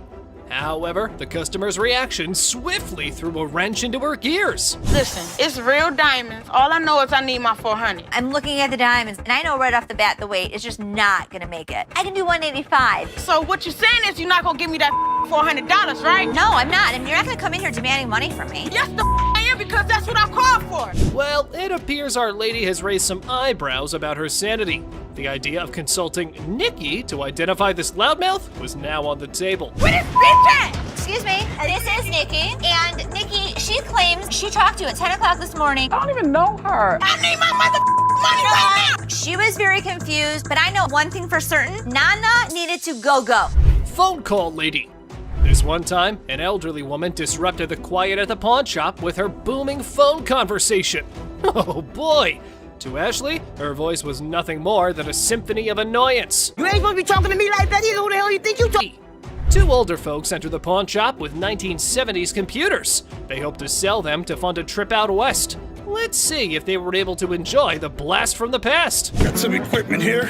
So how much are you looking for? About $900. To be honest, if you bought these new, it's about like 400 bucks. We need more than that. Yeah, we need more than that. What I can offer you is $0. $0. Things took a sudden turn, and honestly, it felt like we stumbled into some reality TV treat. Buckle up, because this pawn shop just got a lot more interesting. You mean $0? Most people don't get that aggravated when they bring in like ancient artifacts. Yeah, people collect these. Oh, they're antiques now. We'll take 800. $0. How many times do I need to tell you? We're not interested in it. Leave the store. I'm not taking it. Well, fellas, y'all better just use it to scroll some pictures of the out west, because I probably think that trip's now canceled. You and you too. Oh man! I thought it was you, man. Didn't have that. Put it in the dumpster if you want. She slap. Our big boy seeks an appraisal for a ring, and guess who he stumbles upon? None other than Ashley, the queen of quotes in this pawn shop. This ring right here. As his lady swoops in, ready to reclaim her ring most dramatically. What are you doing?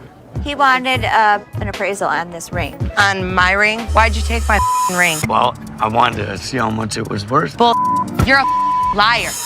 Why'd you take my ring? Ouch! Painful lesson learned, folks. Our big boy now knows the golden rule.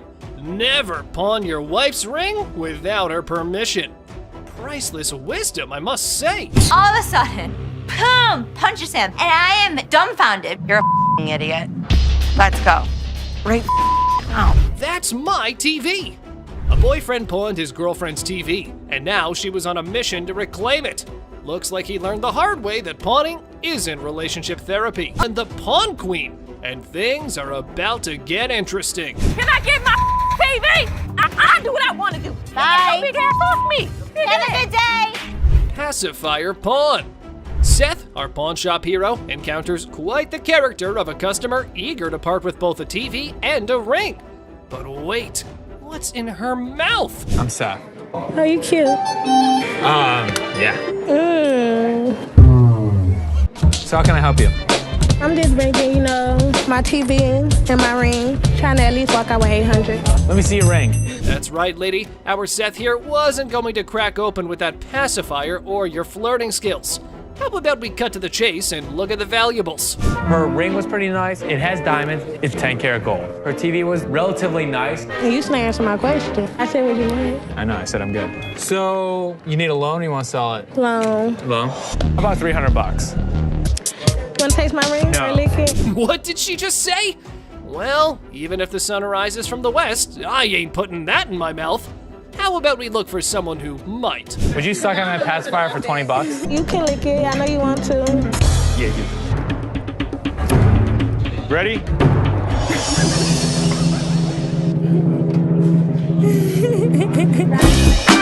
Push fight.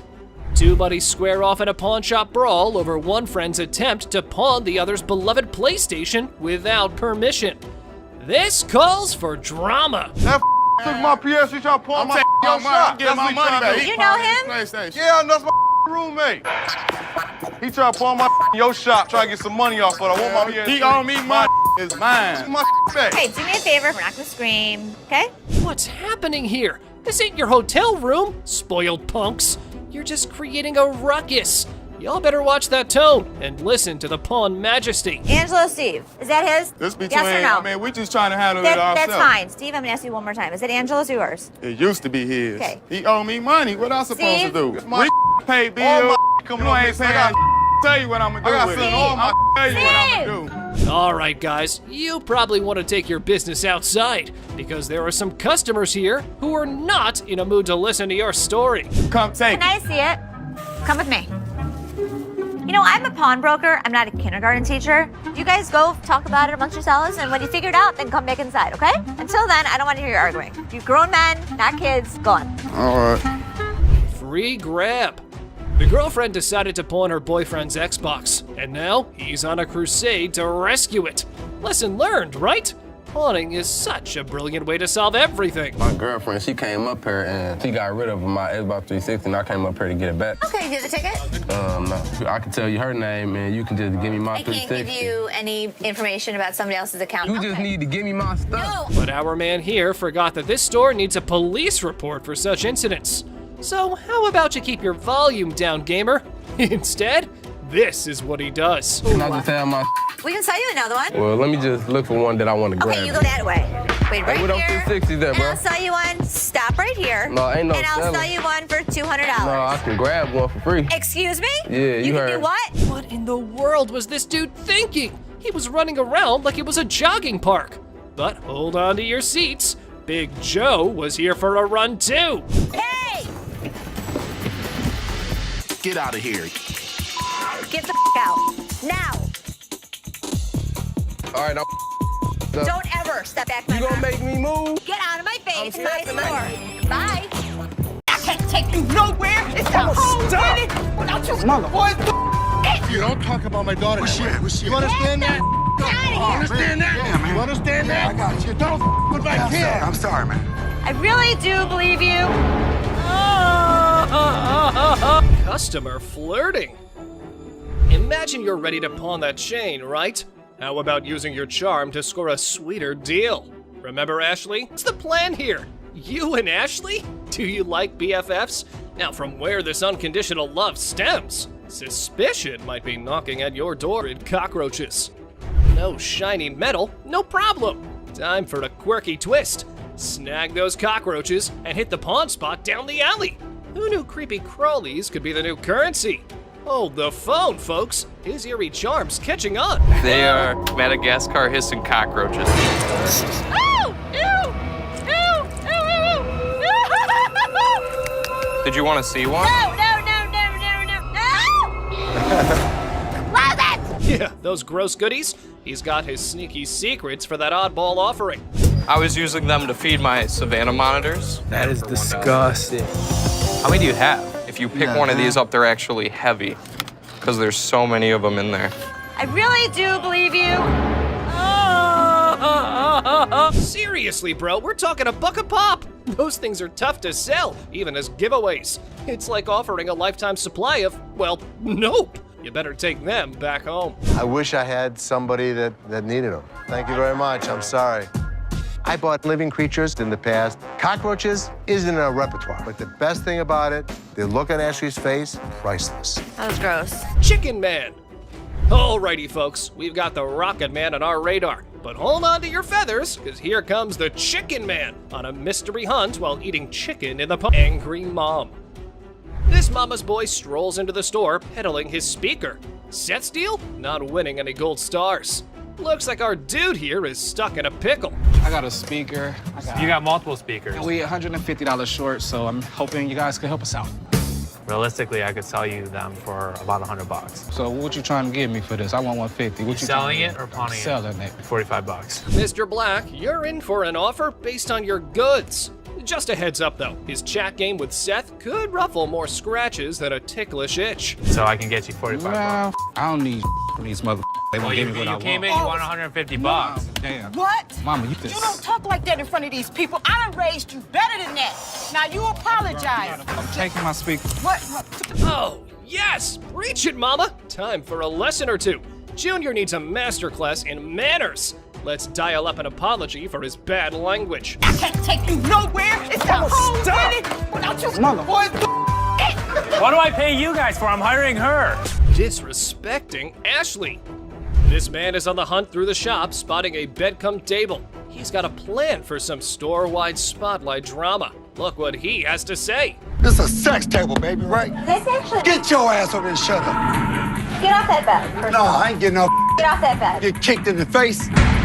Look, come this way, baby. Who do you think you are to talk to me like Bro, that? if you let me, I'll be slapping that ass. He's probably forgotten where he's standing. And you know how they show punks the exit. Well, Les ain't having any of it. He's diving in for some sense talk. You know you're talking to, mother. Back up. Take my ass out of here. Really? You don't think so? Here's the way it's gonna work. You don't disrespect my daughter in my Get the out of here.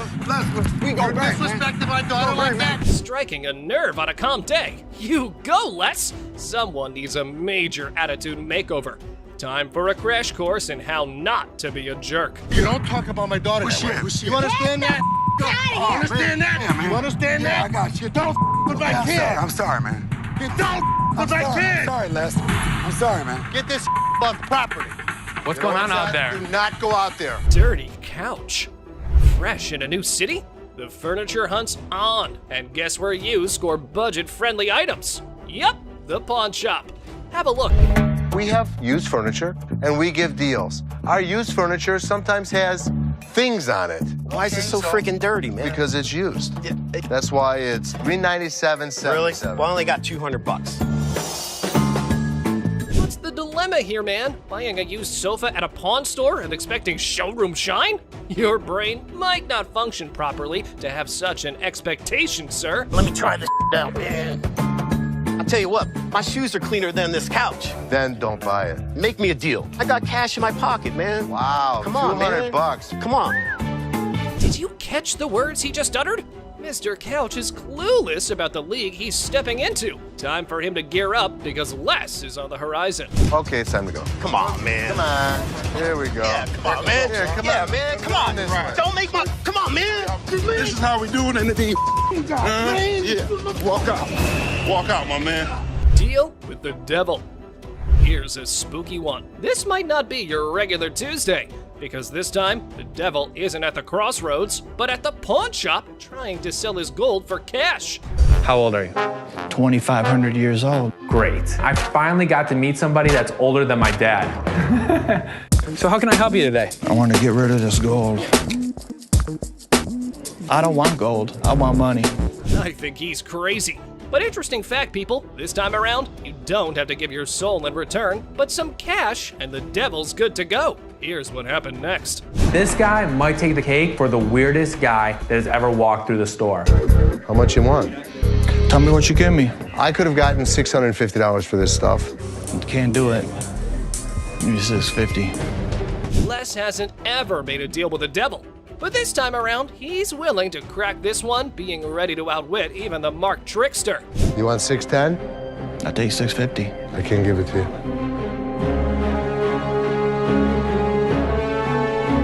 I guess we don't have a deal. You looking at mother? Get the off me. Hey, what the you look?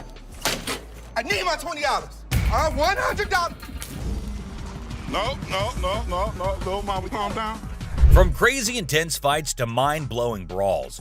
Without further ado, let's jump into some wild action in today's list of the best fights on Hardcore Pawn. You won't believe how much this customer did when he couldn't take in the truth. Get the out of here, man. Get the out of here. Why are you standing behind me? It's a bright and sunny day at the pawn shop, but hold on to your hats because we're in for a wild ride. This cool and laid-back Albanian dude strolls in with a bunch of ancient comic books. When I say cool, I mean it. Like, look at this. Les. Ganti, how you doing? What's your name? Ganti. Genti? Yeah. Where are you from? He's got dollar signs in his eyes, thinking they're worth a fortune. But is he in for a surprise or what? Les and Ashley, the shop owners, give them their usual warm welcome. The customer proudly showcases his prized comics, claiming they're from the groovy 70s and in mint condition. He's even bold enough to demand a whopping $2,000 for the lot. What? They are shocked. How much did you want for him? I was looking around 2,000, man. $2,000. But our savvy Ashley ain't falling for it. She spots the bent corners and unimpressive preservation, grilling the customer about their sorry state. Poor fella, he's speechless. Didn't see that coming, did he? These, do you see the edges? That's just one of them. Come on. No, actually, that's all. Ashley cuts straight to the chase and offers a jaw-dropping $5 for the entire stack. Yep, you heard it right. A gigantic drop from his lofty $2,000 expectation. Naturally, our customer isn't happy with the lowball and tries to haggle. But kudos to Ashley and Les. They hold their ground, eventually nudging the price up to a massive $6. Come on, you guys, just work with me a little bit. Give me something, you know what I mean? 6? And that's when things go from zero to chaos. Our previously calm customer suddenly loses it, accusing the shop of playing mind games. Leslie tries to calm him down, reassuring him they're not joking around. But no, he won't take their word for it. He insists on verifying the authenticity of the comics, and Ashley's response takes him to new levels of shock. From the 1970s. So am I. I don't go where you. Oh boy, buckle up, because it's all downhill from here. The customer starts swearing up a storm, slamming the table like a man possessed. He's convinced he's being duped, and boy is he fuming. Like you're playing me right now, because I know this is worth way more than $6. The situation gets so out of hand that a burly bodyguard has to step in and escort him out. But wait, there's more. Right before leaving, he pulls a move that really ticks off another customer. Talk about adding fuel to the fire. Get the off me. Hey, what the you look? Come here. Next thing you know, we're witnessing an impromptu street brawl right inside the shop. These two customers throw punches like they're in a heavyweight championship match. And let me tell you, it's a hilarious sight to behold. Come on, fuck me. You little bitch. Eventually, the bodyguards swoop in like superheroes and drag both fighters out. Man, talk about a show. After the dust settles, our Albanian friend tries to save face with a final quip. I'm Albanian, baby. Well, my friend, you've certainly lived up to that fiery reputation of yours. What a roller coaster of a pawn shop experience, folks. Next up, just another regular day at the pawn shop. People coming and going. Some happy, some not so much. $100. Hold on, bro. Hold on. Let me prove my point. Now here's a guy who walks in hoping to get a loan of $100 for his gold chain. And you know what? The receptionist happily agrees. Loan approved, right? How much would you like? $100. Okay. I can do the $100. Well, hold your horses, because this is where things go haywire. This customer seems all polite and even hands over his ID for verification. But then he brings up this 20% business, as it's written on the sign right there. The receptionist is completely lost, and the customer starts explaining how he should get 20% added to the $100 loan, making it $120. Put my 20%, right? What 20%, sir? The sign right here say I get 20%. But the poor receptionist has no clue what he's talking about. Politeness goes out the window, folks. The man's anger instantly flares up when he realizes the receptionist is clueless. He asks her if she's ever seen the sign in her life, and boy does he point it out right in front of the shop. Talk about intense. Sir, I don't know what you're talking about. Is you serious? Yes, sir. Ma'am, you ain't never seen the sign? Now, this angry customer won't let it go. His voice keeps getting louder, drawing everyone's attention in the shop. I'm supposed to get 20%. You said you gonna give me 100. I get 20% of 100. We see as the bodyguard's on alert, and even Seth, the boss, steps out of his office to see what the commotion is all about. The man keeps angrily repeating that he's supposed to get that 20% with $100. When the receptionist refuses to budge, he demands to see the manager. Seth steps up and asks the customer to read the sign again. He patiently explains what it actually means. At another pawn shop, bring me in the ticket, and when you take it out of that pawn shop, I'll give you 20. But does our furious customer listen? No way. He's sticking to his guns, dead set on his demands. He even goes back and snatches the sign to show it to the receptionist and Seth. You can practically feel the tension, folks. If Seth wasn't behind that glass, this guy might have thrown a punch. Clearly, he's not thinking straight. That's when the bodyguard steps in and takes the sign away from him. Hey, straight up. My man, let this go. Let this go. 20%. The angry customer doesn't even give Seth a chance to explain. Oh boy, talk about rage blinding a person. This irate customer keeps shouting in the shop, demanding his 20%, hoping someone will back him up. Sir. Why? Well, because you're false advertising. I guess you think I You're not letting. But here's where things escalate. This customer challenges Seth to step out of his glass office and face him like a man. Whoa, the temperature's rising in here. But Seth's having none of it. He tells him to get out since he's causing a ruckus. And you know what happens next?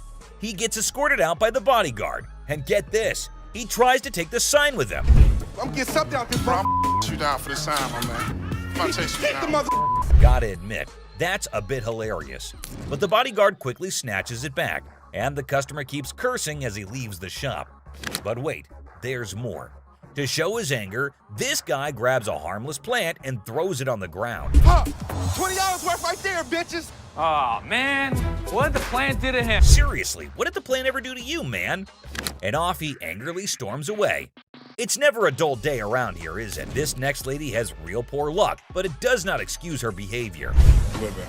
The door's right there. Have a good day. Cause you got a big dude, you think you hot? So this lady storms into the store demanding her stuff back, which happens to be just 2 TVs. The receptionist asks her for some ID and tickets as proof, but this lady is completely clueless. I need your ID or the tickets. My what? She doesn't have any of those things, and here comes the shocker. Her boyfriend pawned off her belongings. Can you believe it? Now she wants them back, and it's a pretty messed up situation to be honest. She explains to the receptionist that she can't provide the required documents because her no-good boyfriend isn't even around anymore. He left her high and dry. Ouch, that's gotta hurt. Now Ashley, who overhears the whole thing, initially sympathizes with this poor girl. But hold up, that sympathy doesn't last for long, and for good reason. I feel terrible for her, but I can't help her without her ticket. This customer suddenly loses her mind, like all the anger in the world has consumed her. And guess what she does next? Brace yourselves, people. She starts yelling and banging on the glass window, demanding her precious TV. Don't bang on my window! Seriously, that's not how you get things done. Even if someone is trying to help you, no one will tolerate that kind of behavior. Ashley, understandably furious, tells her to back off. The situation gets so heated that Ashley has to step out of the room to confront this unruly customer. And guess what? This lady has the audacity to threaten Ashley. Well, Ashley isn't one to back down, so she tells her to get the heck out of the shop. This customer is beyond crazy, I tell you. It seems like she had a truckload of problems even before she set foot in the store. What? I dare you. Now, the bodyguard steps in to escort her out, but oh boy, this girl goes on a rampage. She knocks over everything in her path, completely enraged. Come on, girl, you seriously need to chill out. Bye! What? Finally, they manage to get her out of the shop, but you won't believe what happens next. Unlike the previous guy who threw a plant, this woman tries not once, not twice, but 3 freaking times to break back into the store. I mean, seriously, woman, get a grip on yourself. This is just embarrassing for everyone involved. But damn it, we're not your local psychologist neither. Even the bodyguard has had enough at this point, and he can only imagine what kind of crazy exchange must have taken place. Man, oh man, what a wild scene that must have been. This next guy is the most polite guy you'll see, but things take an interesting turn. I'm trying to help you solve your issue. Well, folks, let me tell you about this wild encounter that went down, starting with a seemingly innocent greeting. Hey, how are you? I'm good, how are you? Well, actually, I'm not doing so good. Little did anyone know, trouble was brewing. You see, this poor customer was feeling down because his dear grandma had passed away. He needed to sell something urgently to scrape together enough cash to cover his rent. Now that's a tough spot to be in, right? Enter Ashley, a real gem of a person. She genuinely empathized with this guy and offered a helping hand. So the dude decides to sell his late grandma's ring, thinking it's made of real gold and worth a fortune. Ashley, being the responsible gal she is, takes a good look at the ring to verify its authenticity. And guess what? It's not the real deal, folks. It's as fake as a knockoff Rolex. Okay. Do you have anything? Naturally, Ashley breaks the news to the guy and asks if he's got anything else to pawn instead. But this fella, he ain't buying it. He's convinced that Ashley's got it all wrong, and he wasted his precious time chatting with her. Well, hold your horses, buddy. Ashley calmly reassures him that his time wasn't wasted and suggested he could pawn his TV instead. But oh boy, this suggestion hit a nerve. He starts acting all weird and uncooperative, throwing a tantrum. TV. You can pawn your TV. What the I look like? Now, here's where things get intense. Ashley's just trying her darn best to help this guy out, but he's not having it. He demands his ring back and starts searching for someone else to deal with. I'm trying to do whatever I can to help him. Not making no sense. And when Ashley tries to explain that she's simply doing her job to lend a hand, it's like a switch flip inside this guy's head. He goes ballistic, questioning Ashley's every move and acting all erratic. It's honestly a bit scary, folks. Believe it or not, this fella has the audacity to tell Ashley to lower her voice, even though he's the one causing all the ruckus. Talk about pushing boundaries. He even has the nerve to put his hand on her face trying to belittle her.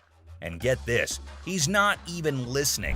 Lower your voice. Don't Lower your tell voice. me Lower what your to do. voice. Don't Lower your push your- voice. He's busy with his threats, making Ashley's job even harder. But our girl Ashley, bless her heart, stands her ground like a champ. But wait for it, folks. Here comes the jaw-dropping twist. Out of nowhere, a hero emerges. My face.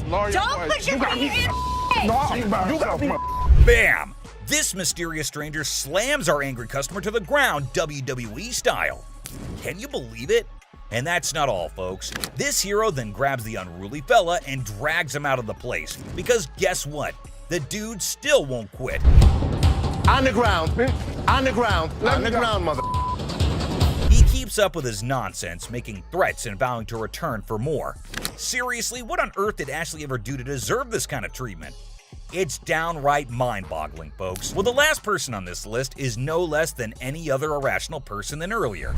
If the item was worth the money, I would give her money, but he was a loudmouth. It's just another ordinary day at the shop when this woman walks in, hoping to make some quick cash by selling her jewelry. Pretty common scenario, right? How you doing? I'm good. Trying to find this here.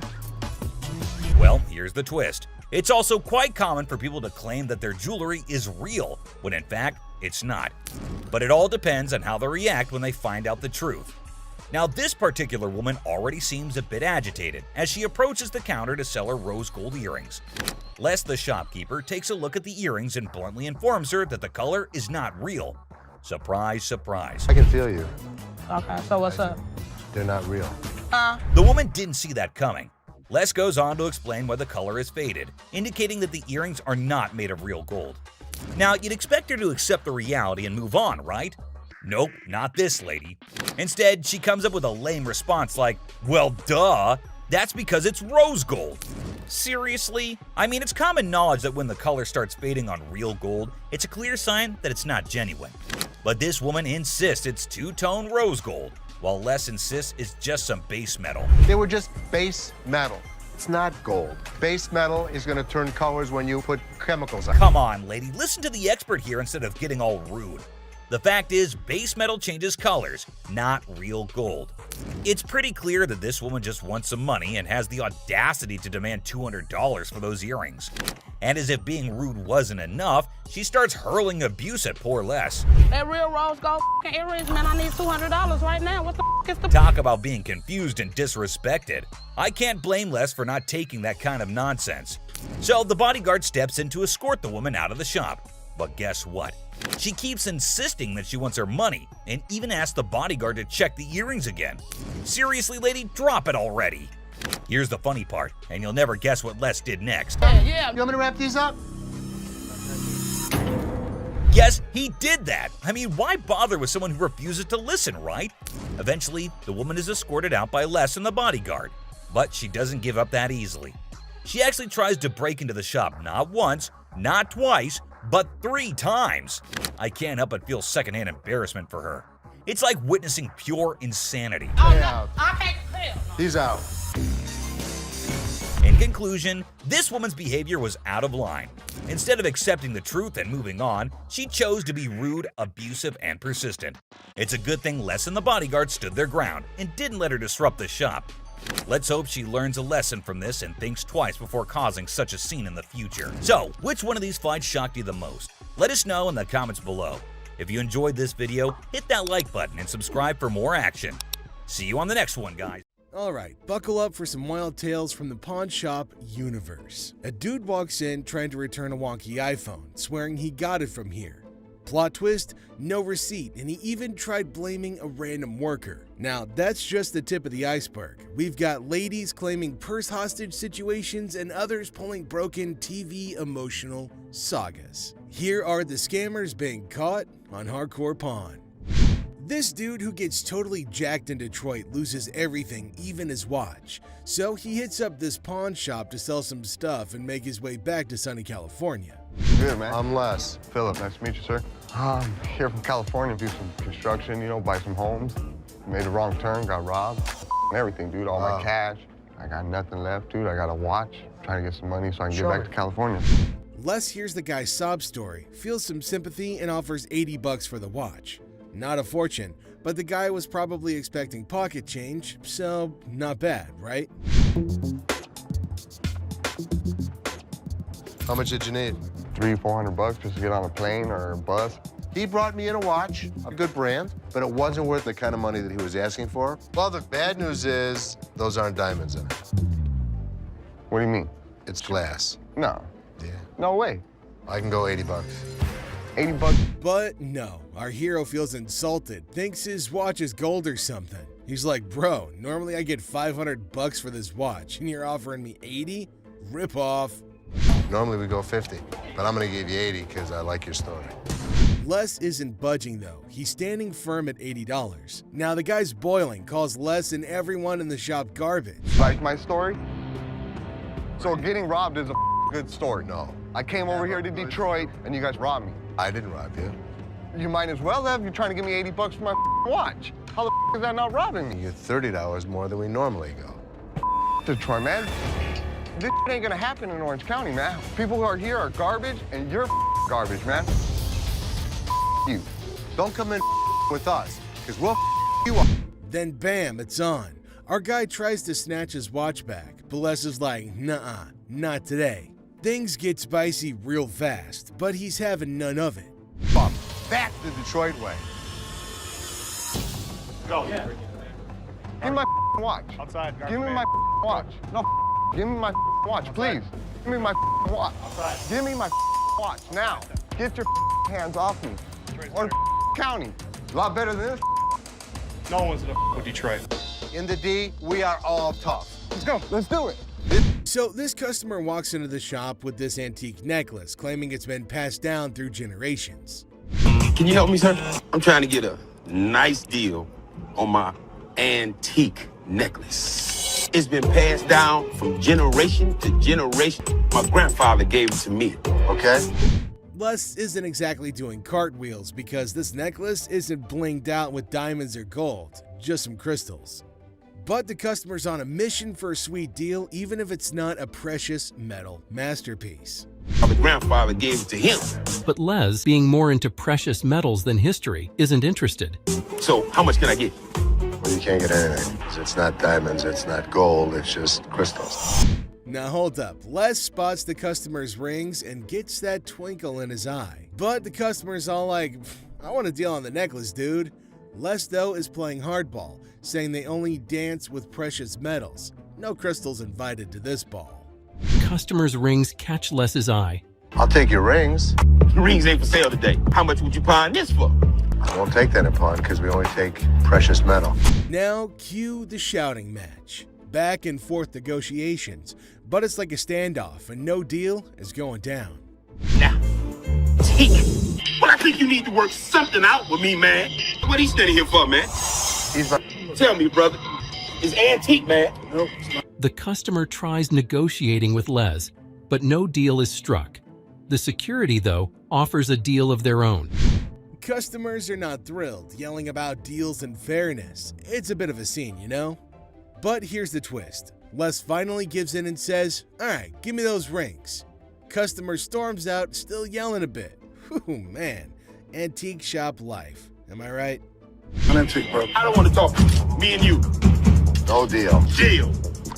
No deal. How much you gonna give me for? Let's talk about it on the way out the door. Hey, hold on, man. Hold on, bro, man. Hold on. I can leave on my own. Hey, what's up? Big fella? Have a nice day. Gave me something. Give me the ring. I'll take the ring in pawn. Don't worry about it. These two guys roll up to the pawn shop claiming they got hustled out of their laptops and dropping hints that a shop employee might be in on it. Tough back. There's two guys out here that are saying they were scammed out of their laptops. Les, the big boss, gets called in to handle this mess. As the duo spills their story, turns out they handed their laptops to some lady outside the shop, lured in by the promise of cash and laptop return.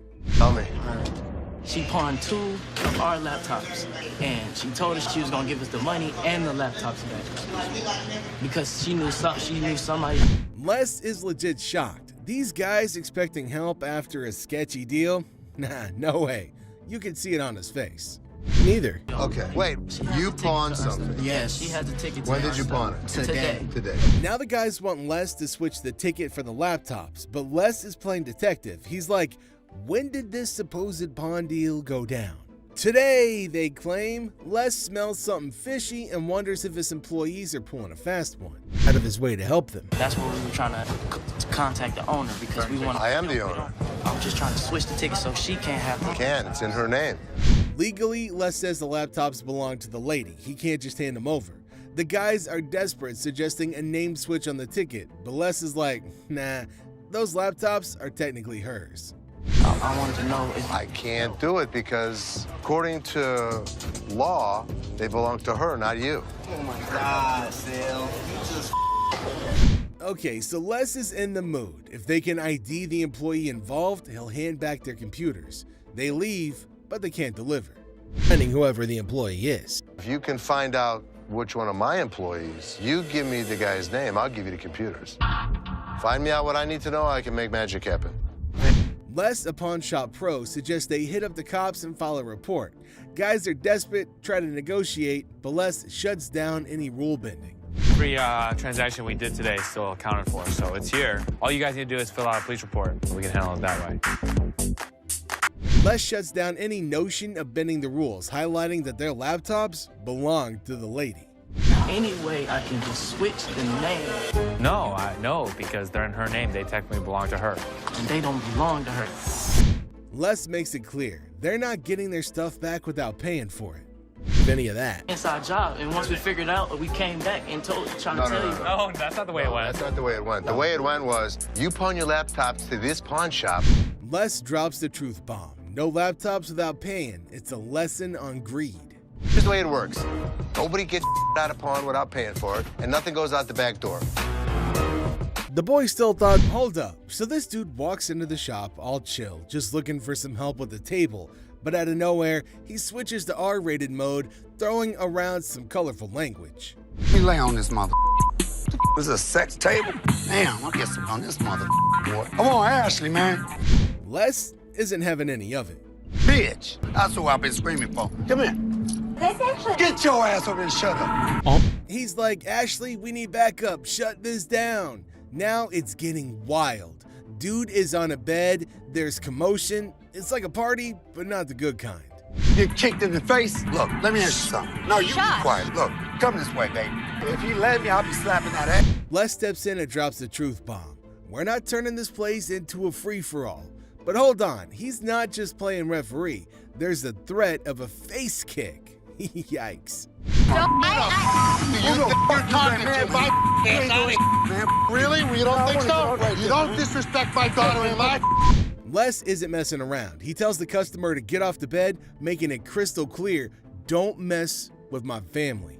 It's family. I'll tear that up, boy. I'll tear that up. Tear that out of here. Tear that understand that? Don't. The customer throws out an apology, but man, what a scene, right?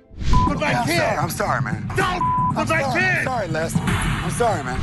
This guy, Mark Hollingsworth, waltzes into the shop with the kind of sketchy idea. He's all like, I own this company dealing with watches, cars, and parking problems.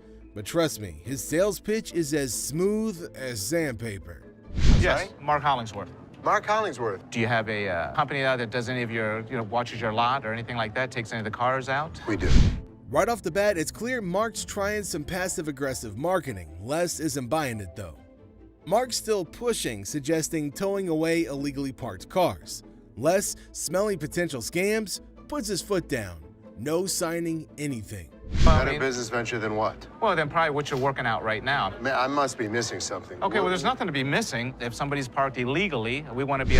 Tension builds as Mark insists on linking their businesses. Les draws the line, saying Mark can't come in and shake him down. It gets really intense, and Les gives Mark an ultimatum.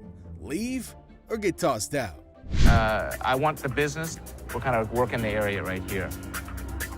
What does that mean? Well, I'm going to give you... Les, not one to back down, successfully kicks Mark out. Mark, feeling a bit defiant, says he'll be back, but Les isn't bothered. He's like, you're not welcome here. But he just won't get a clue.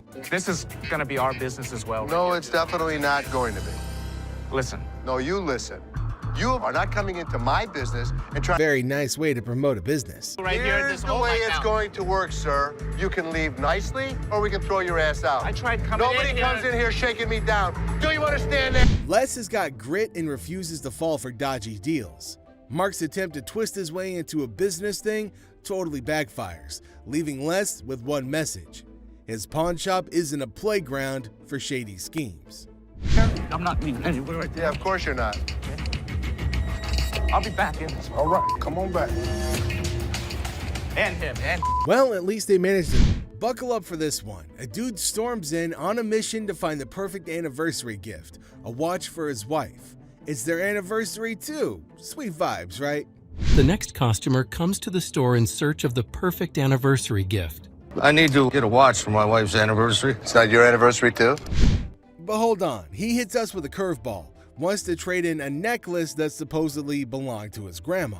Mine too. And she said, this belonged to my grandmother. Probably worth a lot of money. I just want to bring it up and see what you think. Maybe we'll do a trade for a watch.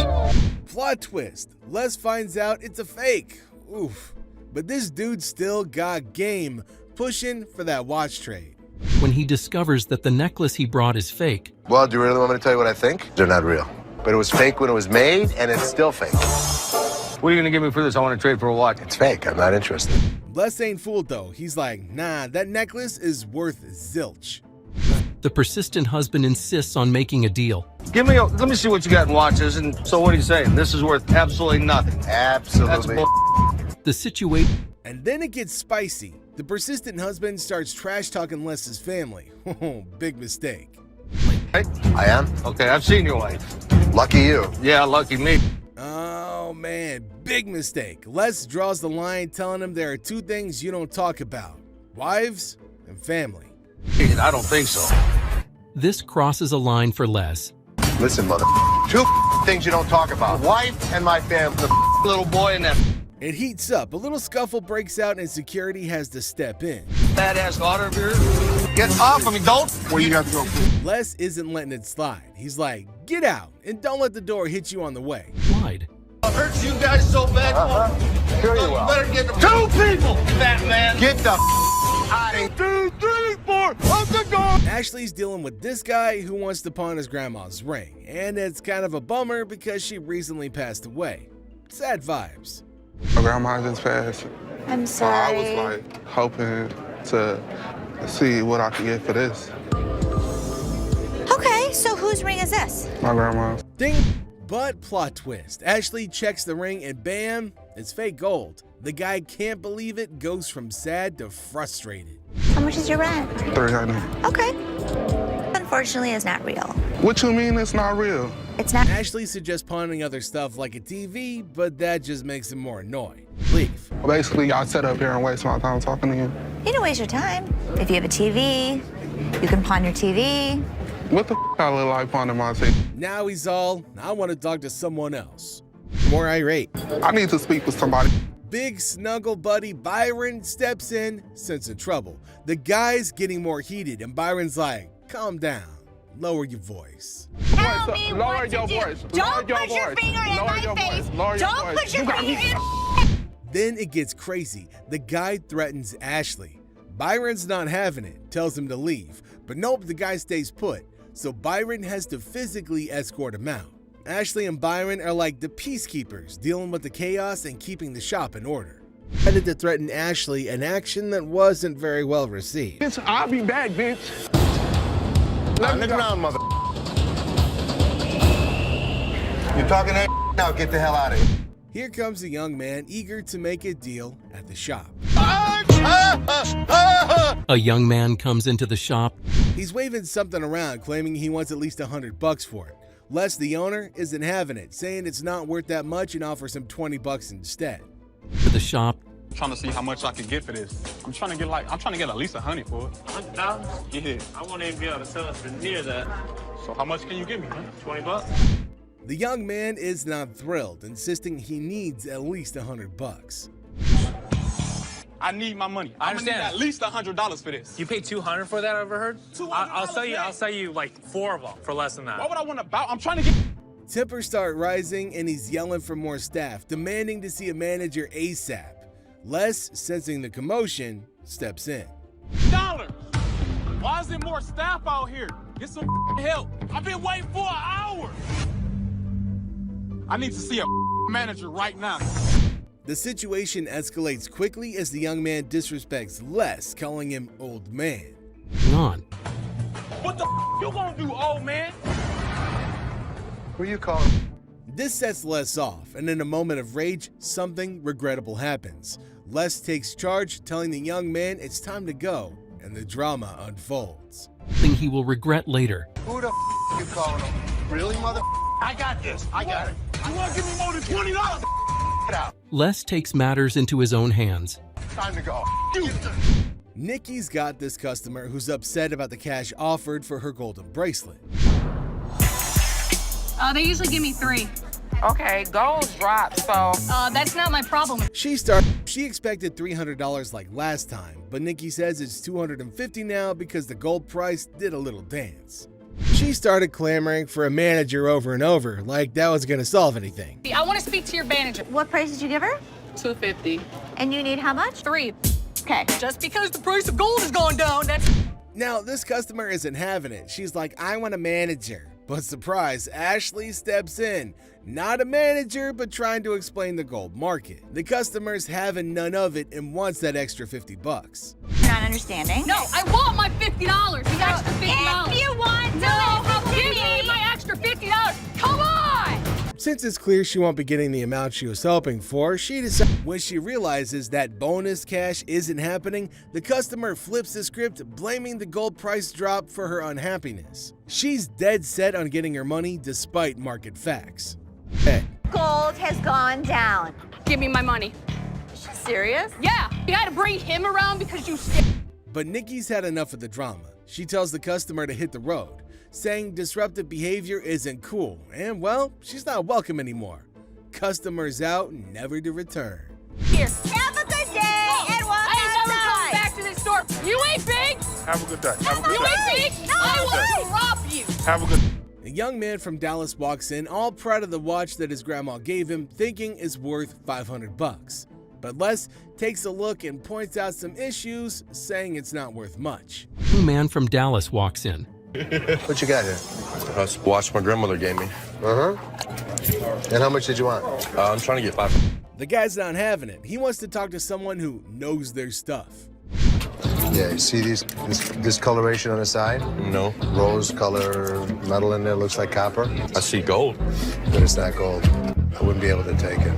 Can't give me nothing. Les tries to reassure him, but things go south. The guy's all frustrated, claiming his watch is worth $500, demanding to talk to the jeweler. Sorry. Can I talk to somebody that knows what they're doing? You can talk to me. Unless you're bullshitting me, man. I have to get home, man, this week. I understand that, but it's got no value. It does have value. Things begin to go south. This is a bunch of bullshit, man. I want to pawn my watch that's worth $500. Let me tell you, if you talk to my jeweler. Now, when the jeweler says it's basically worthless, things get wild. The guy goes off, and before you know it, he's getting escorted outside unceremoniously. Well, this guy's been in the jewelry business all of his life. He wants a $500 loan on a watch. What can you do with it? What are we doing? Well, I wouldn't really call him names. We're not calling you any names. Outside, he's still fuming, dropping some colorful words. It's a full-blown scene at the pawn shop. The guy wants his watch back, but Les isn't having it. Nothing. Stop being a bitch. This is the worst pawn shop in the city. It's a piece of dude. Give me my mother. Man, come over here and pick this bitch up. Yo, you get him here.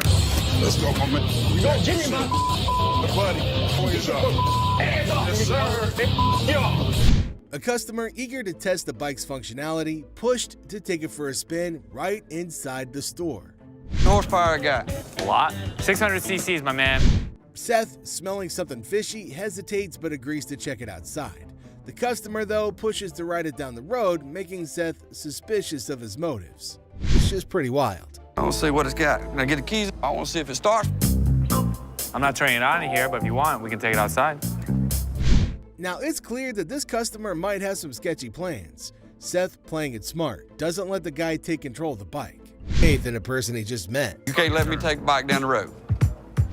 Now the customer, thinking that he's all tough, brings in a friend calling him his dog, trying to challenge Seth's authority. Let's try it out. Who's this guy? That's my dog. That's your dog? That's my dog. But guess what? Seth's got backup, Byron and the crew. Byron is known for his muscles ready to keep the peace. The customer, yeah, feeling overconfident, tries to provoke Byron, but it backfires big time. Byron takes charge and kicks him out. Understand? Why? You got somebody that's gonna stop me? Byron. Man, I don't need your dog. Come on, dog. You get over here and take care of this light work. Byron's big presence shows that loud barks don't always mean a big bite. The troublemakers learn the hard way that messing with Byron is a bad idea. How? It don't matter where the fuck I'm from, man. You stay the out my face. That's all I can tell you. Show you whose face I'm getting in. This your dog, right? You get up in my face. Have a nice day. Drama in the store, and Byron's not having any of it. I guess I had a big bark and a big bite, because I pushed both of them out of the... It's time for a showdown as the customer's all worked up about his busted lounger from the shop and he wants his money back. But surprise, he didn't keep the receipt. Money back? Ab lounger I bought here, man, workout. Now, this thing obviously couldn't handle what I was doing on it, so 2 days later, it don't even work. Let's lay it out. No receipt, no refund. But this customer's not having it. He's all about the money, not interested in an exchange, and things get loud. Security's on standby. Necessary to keep the receipt. I don't have a receipt. I didn't think I needed to keep it. There's nothing I can do for you without a receipt. If you had the receipt, I could give you an exchange, I could give you something. I don't want an exchange because it's probably going to be some again. How about you just get my money and then we won't have any more problems with this. The customer keeps pushing, not caring about security or anything else. He's dead set on getting his money back, even throwing out threats. I need my money back. Not gonna do yes, anything. And like all this security great. standing around or whatever. I don't give a He's rat's not ass my... about that. There better be some money. When he sees security, he gets a bit jittery but doesn't back down, demanding even more backup. It's a feral showdown at the pawn shop. He reaches the point of no return. Oh, son. Come on. Come on, man. Let's go. Really? Let's go. I told you last time. We got you, buddy. Bring a couple more. Come on. We got you. Bring it. The Gold family gets hit with a shocker when they catch their own employee, Christina, in a sneaky scheme.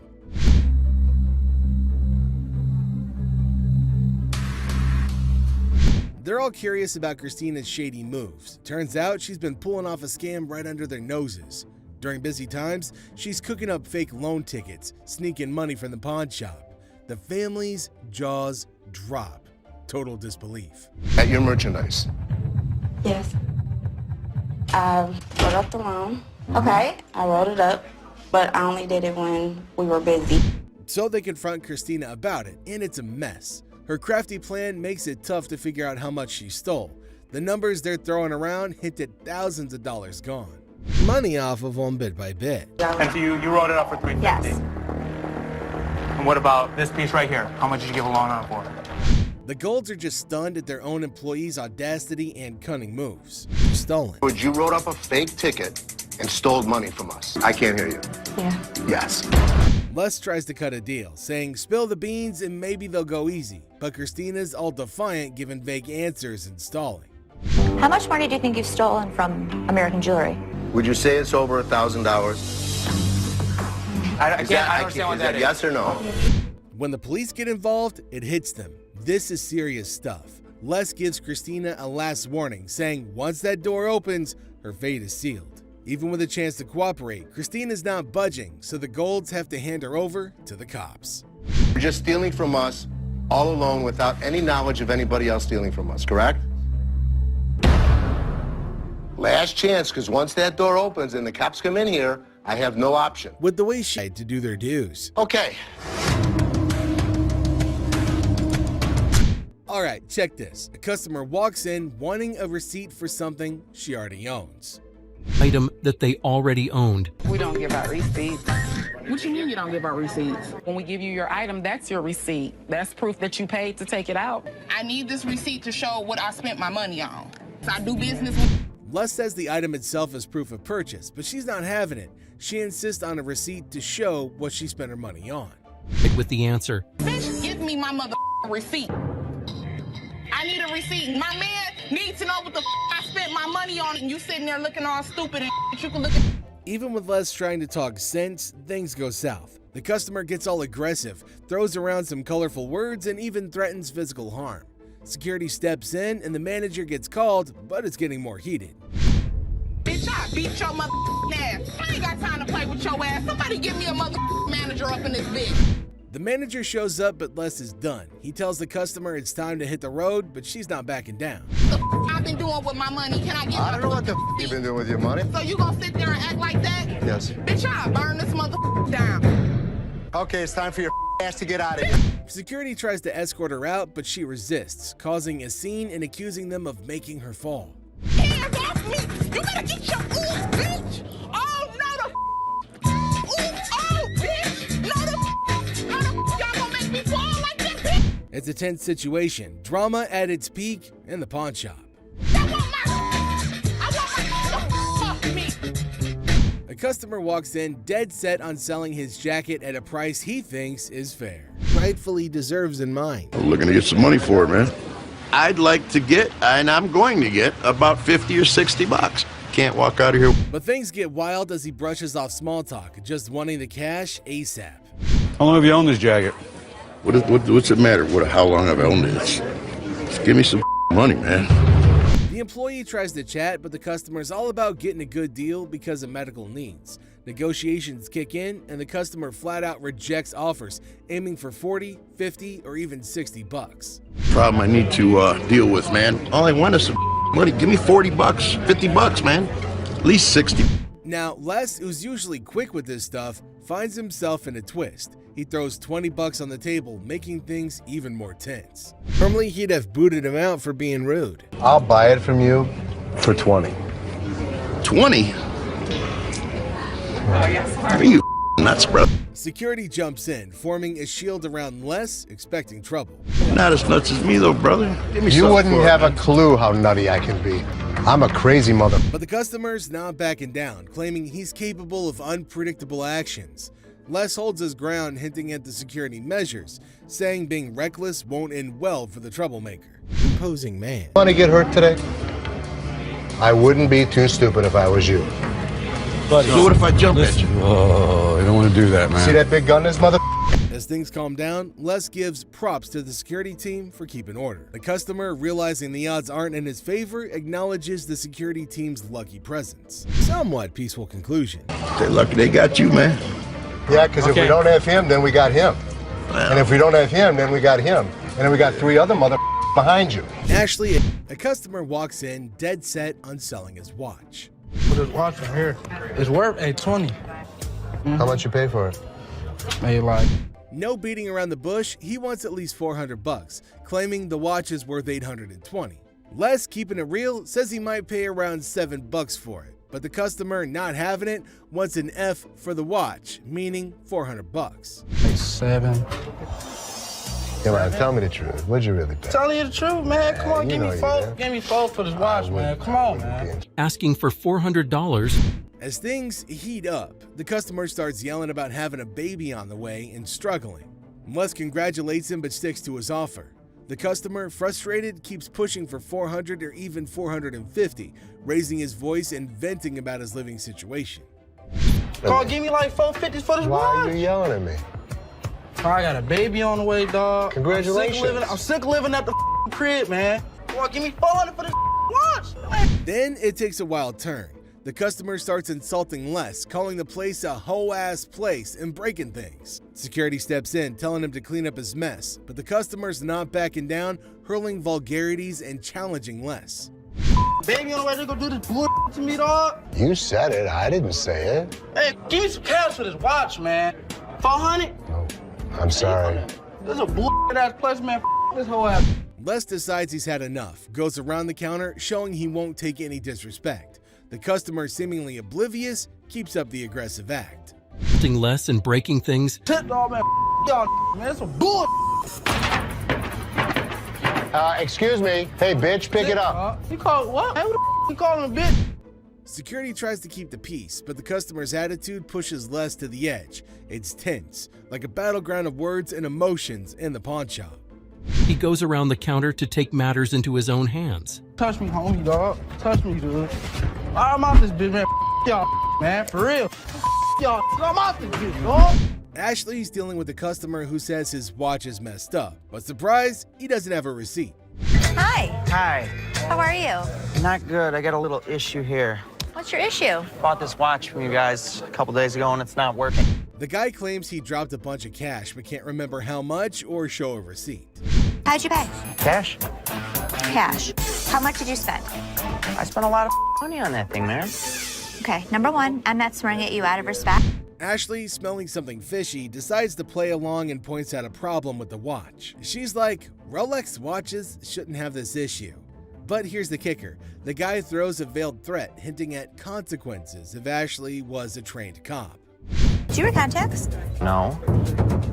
You can see well, right? I can see very well. What does it say? Now Ashley's not having it. She keeps her cool, uses her training, and delivers a swift response. A chokeslam. But she decided to play along with his games. Come here, I'm gonna show you exactly where your Rolex is. And by the way, if you wear a tank top, I'd advise you work out some more. So come on. The guy, realizing he underestimated the situation, backs off quickly. Message delivered. Threatening behavior won't fly in the store. Really? How about it? Get the off. Get the off. A lot of people probably don't know. I'm trying. The customer's still demanding what he thinks he paid for it, but Ashley's chill. She hands back his cash, making it clear that being confrontational won't change the outcome. I want what I paid for. Here you go, cash. I want what I paid for. Bitch. A mom and daughter storm into the shop, all worked up about a stolen ring. Ocean has Ashley's attention. My daughter, and she stole my mama's ring. I need you to do whatever you gotta do, But the twist is, they spill that they've got no receipt or ID. Ashley, one of the employees, catches wind of the drama and steps in. The mom's dead set on getting the ring back, but no proper paperwork is a roadblock. How you gonna sit here and tell me? You told me you brought it here, right? Now what we gonna do? There's nothing what I can do. What the hell we gonna do? I have to have my mother. I want my ring. Ashley tries to calm things down, saying, hey, lower your voices, we're in the store. She asks the daughter about any ticket or documentation, but there's none. Lower our voice, you're in our store. You took your grandma's ring. Yes. Okay, so where's your ticket? I don't have it. Did you press charges against your daughter for being a thief? I'm not pressing no charges against my daughter. Then you can't get it back. Then Ashley throws a curveball. She asks if the mom wants to press charges against her own daughter for stealing. The mom's torn but decides against it. Problem is, no charges mean no ring without the right papers. Somebody else that can get I'm not gonna quiet down. I'm not walking away without my damn ring. Both mother and The pawn shop sticks to its guns, and both mom and daughter have to leave empty-handed. On their way out, they make a fuss, blaming the shop for involving the police. The staff stays strong, saying it's not their fault, but the daughter's actions that landed them here. You're telling me I gotta make a police report against my daughter. You need to get out. See, it's your daughter, not us. It's your daughter. Yeah, you want to get out. Hey, get off him. That's when I get your ass home. In the American jewelry and loan store, strange customers are pretty common, an occurrence. Can I please get my coat? Y'all got it out here on a display. How are you today? Now, here's a wild one. A bold lady insists she owns the monopoly on all things pink, demanding her coat back. I need my coat. Everybody know in the hood I rock pink. I need my coat. An employee trying to be polite asks for the pawn ticket, but she's not having it, totally convinced that the coat is hers. This lady refuses to listen. Can I get my coat? How long you been going through the change of Can I get my coat? Now get my coat. Right there. Give me my. Then she cranks it up a notch. She calls for security, demanding the store owner. Her coat demands echoed through the place, causing a scene. Byron jumps in like a pro. Despite her loud protests, he shows her the exit, keeping the peace in the store.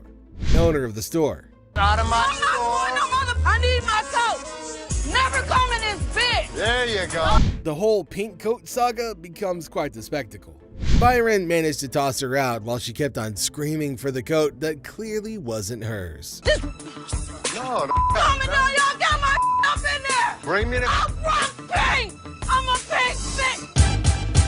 The day kicks off with a grumpy customer claiming his recently bought coat shredded while he was riding. Thing is, he's got no receipt to back up his story. Person. Just bought this coat here about a week ago. Riding down the road and the thing just shreds up. I want my money back.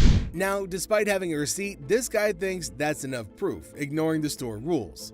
Karen, the staff on the case, stays cool and sticks to the policies. Free cash. It's a little beat up to me. Yeah, you're telling me. I'm not very happy. Do you have your receipt? No, isn't this receipt enough? No, it's not. I need a... The customer keeps pushing for a refund on a new coat, but Karen holds her ground, saying you need a legit receipt for any fix.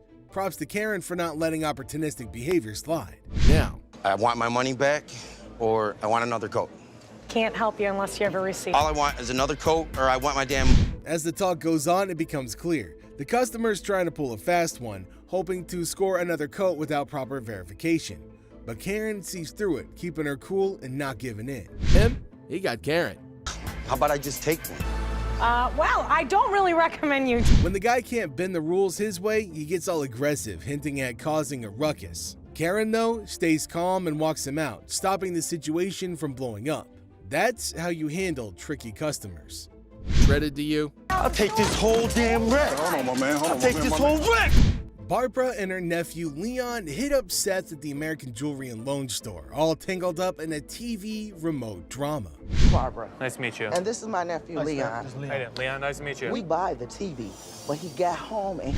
So Leon bought a TV from the pawn shop 3 months back, but guess what? No remote. Turns out he pawned it without the original clicker, and now they want a replacement. He pawned it about 3 months ago. Yeah, so we're up here now, and all he wants is a remote for his TV. That's the barcode for the TV. Oh, you took the barcode off the TV. If it didn't come with it. But Seth can't find the remote. He suggests checking the stock, but they're not having it. Frustration kicks in, and Barbara and Leon decide to make a scene, claiming the TV had a remote when pawned. Despite Seth's confusion, Barbara insists her nephew deserves a remote.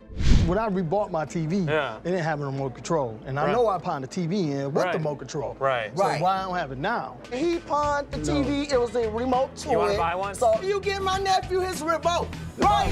Facing potential chaos, Seth, keeping cool, decides it's time for Barbara and Leon to exit. Security steps in, escorting them out, putting an end to the chaos. Seth throws in a little note about the abundance of remotes in the store and wishes them a nice day. No doubt Seth has tolerance. You got one back there somewhere. I've got lots of them. It's you want back to get there them the somewhere. remote? Yeah. It's No. back there. So go back there. Have a nice day. You remote thing! Karen's at the store and things get crazy. A lady seems all chill, talking about watches. Your eye that you want me to pull out? I was kind of looking at some of these watches. Did you see her? But hold up, she suddenly accuses another customer of swiping her invisible phone. Yeah, you heard it right, invisible. Karen, cool as a cucumber, questions the crazy claim. Giver is Byron Services. Where the hell is my phone? Something wrong? Yeah, my phone. I just let my... Did you take my phone? Take your phone. Turns out no phone was missing. Karen, with a bit of sarcasm, asks if someone took her invisible phone. Drama alert. The innocent customer is just baffled. For Karen. Get the manager. You don't touch me. Calm down. Ma'am, there was no phone. There was I laid my phone there. The lady, frustrated that her trick failed, goes off. Karen unknowingly adds fuel, mentioning the end of the lady's gangster years. Boom. Emotional explosion. Knowledge of. Yo, y'all better get this lady because I ain't got nothing. Please, Yo, listen. Crazy. Trying to chill things out, Karen tells the lady to calm down.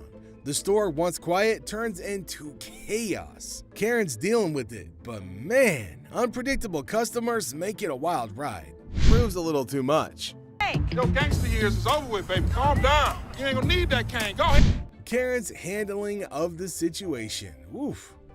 Man, put the cane down. Chill out. Gangster, calm down. Would you calm down? You ain't that bad. Calm down. I am. On what seemed like an ordinary day at the shop, a quirky customer shows up at the shop claiming he wants to pawn some stuff. But get this, he's only got pictures of the items. But I got some pictures. I don't want to bring them up here. It's cold outside. Right. I got this one right here. Yeah? Nice little clock. Seth, being the sharp guy, quickly spots something fishy. Those pics look like they're straight from the internet. Sus, right? Well, Seth ain't playing around and says, no way I'm giving you a quote without checking the real deal. How much are you looking for? I'm looking about $500. I can't quote without seeing the actual merchandise, because just because you have a picture of it doesn't really mean that. The customer wants a $500 quote, but Seth is like, hold up, I need to see the actual stuff. Now Seth's on point. He knows pics can be deceiving, but the customer won't budge, and Seth's suspicion grows. Without checking the goods, Seth says, no quote for you. You interested? I'm interested. But you can't quote me what I'm gonna get though? No, it's just a picture. I don't know exactly what you're gonna be bringing in. I don't know if it's metal, I don't know if it's paper, I don't know if it's just a painting, I don't know. But the customer's persistent, not showing the item. Seth's had enough and he calls in Byron to show the guy the door. Byron, following Seth's lead, kicks the guy out. Get the quote? No, sir. You're wasting my time and your time now, so bring it in. You know what? What? You. Have a nice day. Man. What you want to do? Do your do. Come on, do it. Say hello to the bad guy. One more time. I'll call my experts in. Okay. No problem, bud. Okay, check this out. A customer rolls in eyeing a $100 watch, thinking it's a done deal. But here's the twist. Her VIP card can't cover it. Just the basics, you know? She suggests her VIP card is like a gift card, and Byron's trying to clear things up, but she's not having it. All the drama starts. Drawing though. Hi, excuse me. Yeah. Hi, I'm looking for a watch, maybe about $100. $100 isn't a bad deal for a pretty watch. The customer expresses interest in a watch priced at $100, seemingly content with a deal which includes a $6 tax. It's really Looks pretty. good on you. It was 100. 100? I'll take it. Okay, now we add tax on that. Be 106. All right. Now outside, Byron's still explaining like, no loss, just a card thing. But the lady's not getting it. She goes on a name-calling spree unless the employee is left scratching his head at the unexpected drama. Store. She should go there. Maybe they sell watches too. $100 gift card? $100 gift card. These are not our gift cards. The situation goes wild. Insults flying, unfounded accusations, and Les is caught off guard. It's like a crazy ride dealing with customers who expect the moon and the stars. The lesson here? Some folks take things way too personally when things don't go their way. Drama everywhere. Byron can explain the situation to her outside the store. So you telling me I'm losing $100?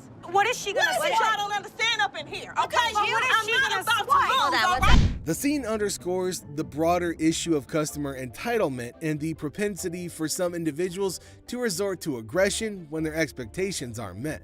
Ugliest two sisters I've ever seen in my life. Are you my sister?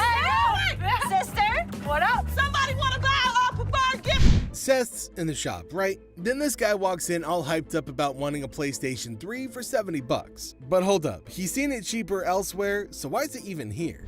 How much are your PlayStation 3s? How much you want to spend?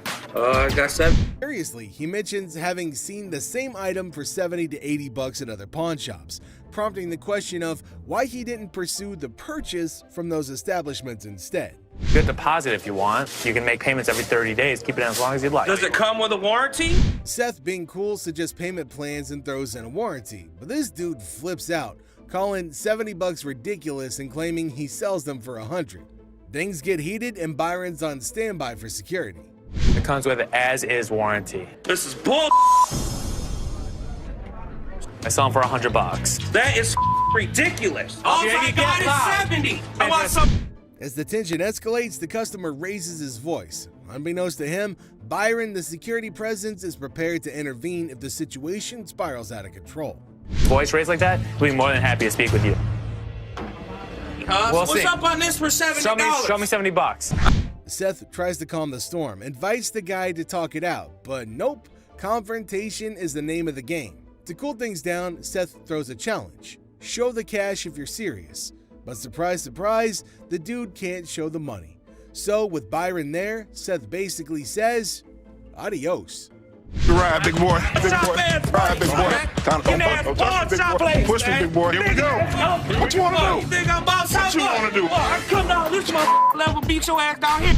Les is just doing his thing when suddenly a lady rolls in all fired up saying, I want my money back. Station. I want my money back. I paid you $500 for this purse. I want my money back.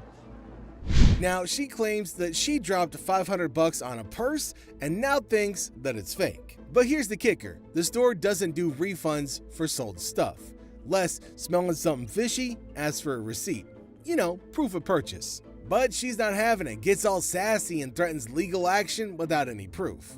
Staff member scammed her. Let me gain my composure before anybody... Don't gain your composure. Before somebody goes... Give me my money back. You sold me a fake purse. The purse. Now the receipt drama heats up.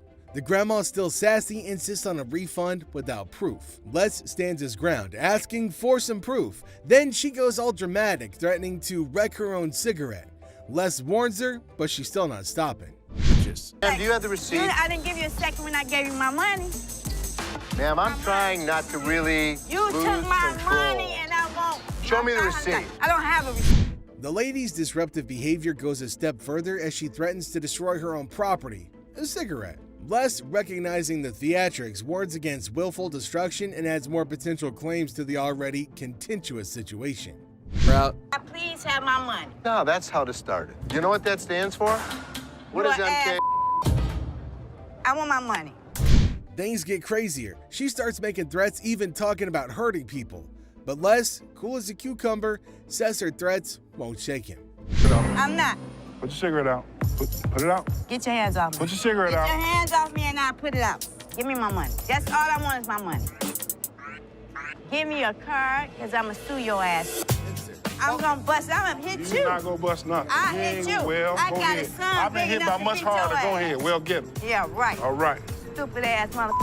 A lady walks in thinking she's got a real gold chain to pawn, but the employee Ashley spots that it's fake. Now she wants $250 for it, but Ashley's like, nah, no can do, it's not real.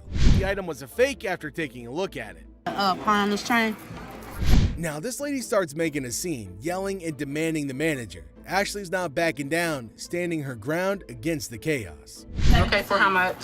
I want to get like $250. We won't be able to take this Why you want me to take it? because it's not real. What the It is real. Ashley steps up, the lady still claiming her fake chain is real. Ashley's not having the yelling, setting a rule. No screaming allowed in the store.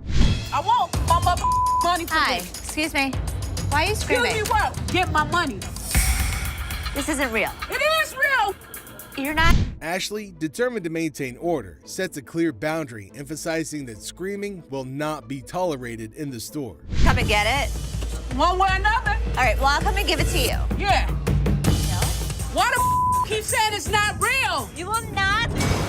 Plot twist. Ashley offers a deal. She'll check the lady's watch, but no more screaming. The lady suddenly gets all chill, realizing she needs to cool it down. What can I get? Let me see your watch if you want me to help you. Hello? If you yell at me one more time, I'm seriously gonna ask you to leave. I am not in the mood to hear your loud. Now Ashley sees a chance to help. She suggests pawning the watch for $250, and the lady, now calm, agrees. Ashley smoothly guides her through, proving that she can handle the drama while keeping things respectful. Drama sorted. Do you want me to let you pawn your watch for $250? I'll take the $250. Wow, changing a tone now. Yeah. Wanna follow me this way? Thanks for help. There's this guy who claims to be the last good man, but Seth's not buying it. This guy knows what he wants. Cameras in this case. And Seth is all set to help him. Looking for cameras. What kind of good cameras you got? Whatever you need. Yeah, so some point and Oh, shoots okay, right over here. here. Let me look at this black one right here. But hold up, trouble's brewing. The guy admits that he's got a short-term memory. Seth, being savvy, suggests paying up front. But Mr. Forgetful wants to shop around first, planning to keep the camera in his pocket. Seth's not vibing with that logic. You'll be shopping around. That's fine. Let's pay for it now, and then you can keep it in your pocket, and then you can keep shopping. Why can't I just pay for everything at the end of shopping? Then I'll hold the camera until you're... Seth, smelling something fishy, won't let this guy stroll away with an unpaid camera. The customer protests, but Seth sticks to the rules, unfazed by the store's criticism. Hold on to your camera until you're ready to buy something. But it makes no sense. I'm gonna buy the You know camera. what? The best part of being the owner of this place, it doesn't have to make sense to everybody as long as it makes sense to me. Offering to pay up front, the customer isn't happy and throws shade at the store. Seth, cool as a cucumber, shows him the door, keeping things in check. Thank you, sir. But I want to buy the camera. Sure, $90, sir. Your store is a bunch of You can leave, sir. No, you won't let me buy it? Have a nice day, sir. I'm still shopping. Store sucks. A lady storms into the pawn shop, dead set on getting back her shiny new Dell laptop still in the box. It's a brand new Dell in the box, never been opened. Never been open. Let me see. The shop says it was pawned, but she insists it wasn't. The employee checks the system, and yep, there's a code saying that it was pawned. Now, she's not buying it and accuses the shop of shady business. B-O-W-I-E. She got something in pawn? Yeah, she does have. Refusing to accept this information, the customer accuses the shop of hiding her belongings without reason. However, the employee explains that there's a valid code for the item. Trying to keep it professional, the employee explains there's a legit code, suggests going to the windows for help, but she's not having it. Instead, she's getting more worked up, doubting the shop's honesty and integrity. Oh, you have your fur coat, so you can go right over to the windows and they can take it. No, I want my computer. No, you have a fur coat in pawn. And I understand. And here's where it gets wild. She starts thinking that there's some big conspiracy against her. She's convinced the shop is teaming up with the rich tycoon to snatch her laptop.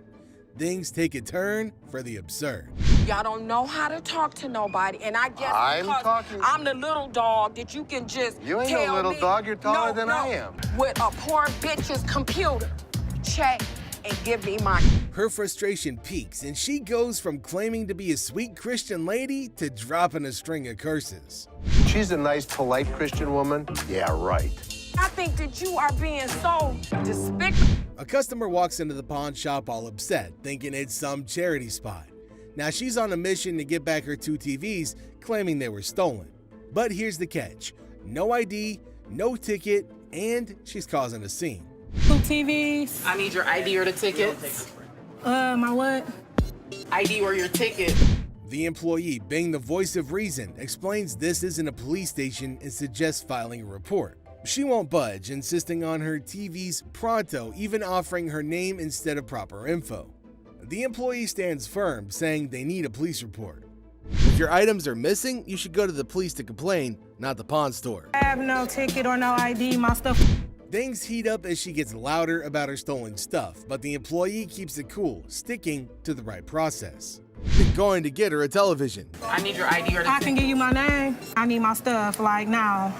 Well, you have to make a police report. I need my stuff. In a surprising twist, the employee decides to play along with her need for drama. Customer goes all out, banging on windows, but the employee holds the fort, following store policies. When she won't leave without her way, the employee calmly shows her the door. Ma'am, is there an issue? 2 TVs were stolen, a ring, and I just drove up here from Flint. I need my. I'm not the police. Look, I just want my. All the ladies screaming is Get my bitch! What? If I'm gonna have to get ratchet? You don't pound on my window! Les is chilling at the shop when this dude, looking like he time traveled from an old western, shows up, calls himself a music teacher, claiming his student's guitar got pawned at their place. It's a pleasure to meet you, Your brother. name is what? Vaughn. Vaughn? Yeah, I'm a music teacher. When I talked to her mother, she ended up letting me know that they put it in the pawn shop. He didn't bring the student along and spills that the guitar got pawned without filing any police report. No. Otherwise, I would have to sell it back to you at retail. Pay me what we paid her, and then she would make restitution. Les, being the cool head, says he can't just hand the guitar back without proof. He's all about that police report or receipt life. I got to pay you some money? Why do I got to pay you anything? Without a police report or a receipt showing me that that guitar is yours, I can't do it. But wait, the guy's there to throw some intimidating music background to Les, saying that he played in Detroit for 15 years. Now Les ain't shaking, he's all about that proof life. I've been playing in Detroit for over 15 years and you can't give me my back? Byron, the big security bro, steps in when the intimidation falls flat. Now he scoops him out before things go wild. Now it's time to go. It's time to go? It's time to go. Man, you working for him? You're right, come on. On his way out, he drops a line about Rick Ross and claims to be the next Rick James. Real head scratcher for Les and the crew. A wild mix of Western gear, music talk, and failed intimidation. Hey, y'all got Rick Ross as security. I'm the next damn Rick James, bitch! Les, just doing his thing, asks a customer why she wants to pawn some earrings. She straight up says she wants $350, but shuts Les down when he tries to understand why she needs the cash. To pawn these earrings. Okay. Trying to get $350 for them. Why do you need the money? It's none of your business why I need the money. Les, being Les, doesn't back down. He keeps asking why she needs the money. And the lady makes it easy. I'm coming in here with my jewelry to get money. How many kids she got? She just told you. The customer, getting defensive, says it's none of his business. Les, though, keeps digging, trying to know more about her situation. Things get wild when the customer thinks Les is poking around on purpose. She's getting more and more annoyed, not liking the questions about her life. But here's the twist. Les catches her saying the earrings are real, but not with real diamonds. This gets him suspicious about the jewelry. These are real. They are real earrings. They're just not real diamonds. They are. No, they're yes, not. They are real. Okay. Suddenly, the customer switches to bashing Les's choice of clothes, dissing him for wearing leather in the heat. That leather coat you got on. It's 1,000 degrees. Who the wears leather? I ain't leaving this bitch. Les's ears would ring for the rest of the day because those ladies weren't stopping talking, and it turns into a full-on heated exchange with insults flying around. But Les stays cool, sticking to store rules. Wrinkled up probably ain't had no years. Supposed to be jewelry and long. Bull ass shot. Raggedy. Okay, get this. A lady goes up to Ashley saying she needs cash for her silver ring to replace her lost dentures. She spills the story about her kids flushing both sets down the toilet while playing. Got a little bit of a problem. Can't imagine why. My kids were playing around last night, broke my teeth. So they How'd were they playing. bring them? They flushed them. Ashley, all ears to this wild tale, wants to know more. But what I'm trying to do is sell this so I can get more. So they took both sets? The lady's looking for around $300 by selling her silver ring. But when Ashley gives her a value that falls short... Exactly. And you want how much? About 3. Things get heated. I can be able to give you 300. 2. But Ashley's not taking it. She stands her ground, refusing to make a deal. The lady tries a last-ditch move, asking for $10, but Ashley shuts it down. So what can you give me? $10 to buy it. No. Now hold up, it gets worse. The lady cranks up the confrontation and the insults. Bitch.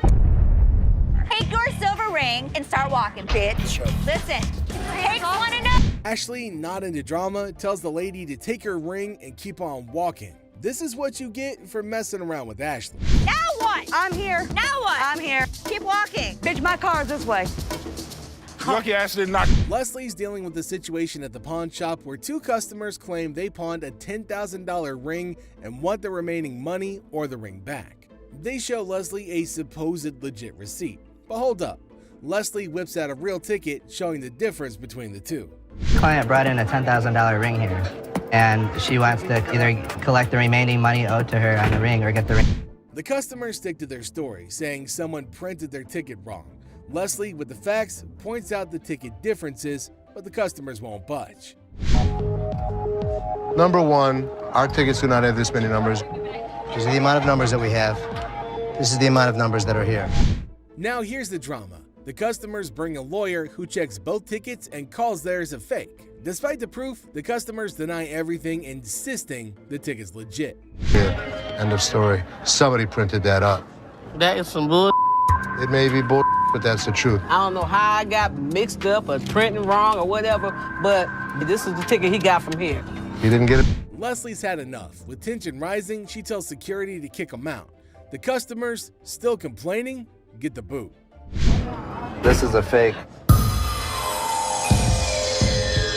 Now you side with them, you're not representing us. I'm representing if you, I but don't you- get my ring or my money for them, how you gonna get paid? You brought in a fraudulent ticket. I didn't bring no fraudulent ticket. This ticket came You from just as fake as the mother gave us the ticket. How about that? No, I don't believe that the store gave you this ticket. Nah, well, I don't believe you a real attorney. We ain't got it right. This All boy, this somebody you, better you give me my people, money. You with him, security. Excuse Have a me? nice day. Nah, you got Thank me, you. bitch. Sorry, young man. Sorry, And you, We you ain't get American Jewelers bull. And you boy too. I don't know what kind of mother turn you is, but you gonna collect my I'm gonna collect it out. A lady walks up to Ashley claiming a purse on display is hers and she wants it back. But hold on, Ashley calmly says the purse was never pawned there. That's my purse right there. That one right there, the black one. So I want to know why it's out there. This is your purse. That's my purse right there. How do you know that's your purse? Because I know my purse. Here's the money. I want the purse. However, the lady gets all heated, demanding to check the purse. Ashley's like, sure, buy it if you want. But nope, the lady goes next level, calling names and threatening to climb the counter. How do you know it's not my purse? Because that purse has been out there. Let me see it. Let me look at it. Can I look at it? If you want to buy it. I just want to look at it and make sure it's not mine. Okay, first of all, I'm not first of all. Don't talk to me like I'm a idiot. You. Give me my purse or I'm going to come over that counter and get it myself. What's it going to be? Enter Byron, the big snuggly hero. He steps in, making sure things don't go wild. Even when the lady resists, Byron's like, time to leave. And he stops her from grabbing that purse. It's a snapshot of how pawn shop workers deal with crazy claims. Ashley keeps it by the rules and Byron keeps the peace. Easy. Oh my God. Get your hands off me. Have a nice day. Let's go. Walk yourself out, yo. You. Walk Get your hands off Walk me, yourself big out. boy. You know you just hit me with that pole, right? A guy walks up to Rich, claiming his new iPhone is a dud and demanding a refund. But surprise, surprise, no receipt. 3 days ago, and this don't work. The camera don't work. It keep freezing and like that. Did you download a camera function? No, it clearly got a camera. Why would I have to download it? Just asking. What kind of phone is it? It's an iPhone, clearly. Yeah, but we haven't had one. He tries blaming some employee for selling him the phone, but the worker's like, nah, we stopped selling those phones ages ago, dude. Well, since I've been here in 6 months, we have no phones. I just seen you in 2 weeks. Then things get loud. Security steps in and the guy gets the boot. But Rich, being the savvy guy that he is, ain't falling for the scam. Rich throws a curveball, suggesting they go test the phone in the parking lot. The guy doesn't know squat about the phone, and surprise, surprise again, no proof that he bought it. Scam busted. Can you go show him how it works? Take a picture out in the parking lot. Don't touch my phone, Show him dog. how the phone works outside. Why are you touching me? Okay, just don't touch me then. I'm gonna be back. I'm coming. Well, that's all for today, folks. Make sure to hit the like button if you really enjoyed the video. Subscribe to the channel and hit the bell icon. Until the next wild encounter, this has been a glimpse into the intriguing, spicy world of hardcore pawn.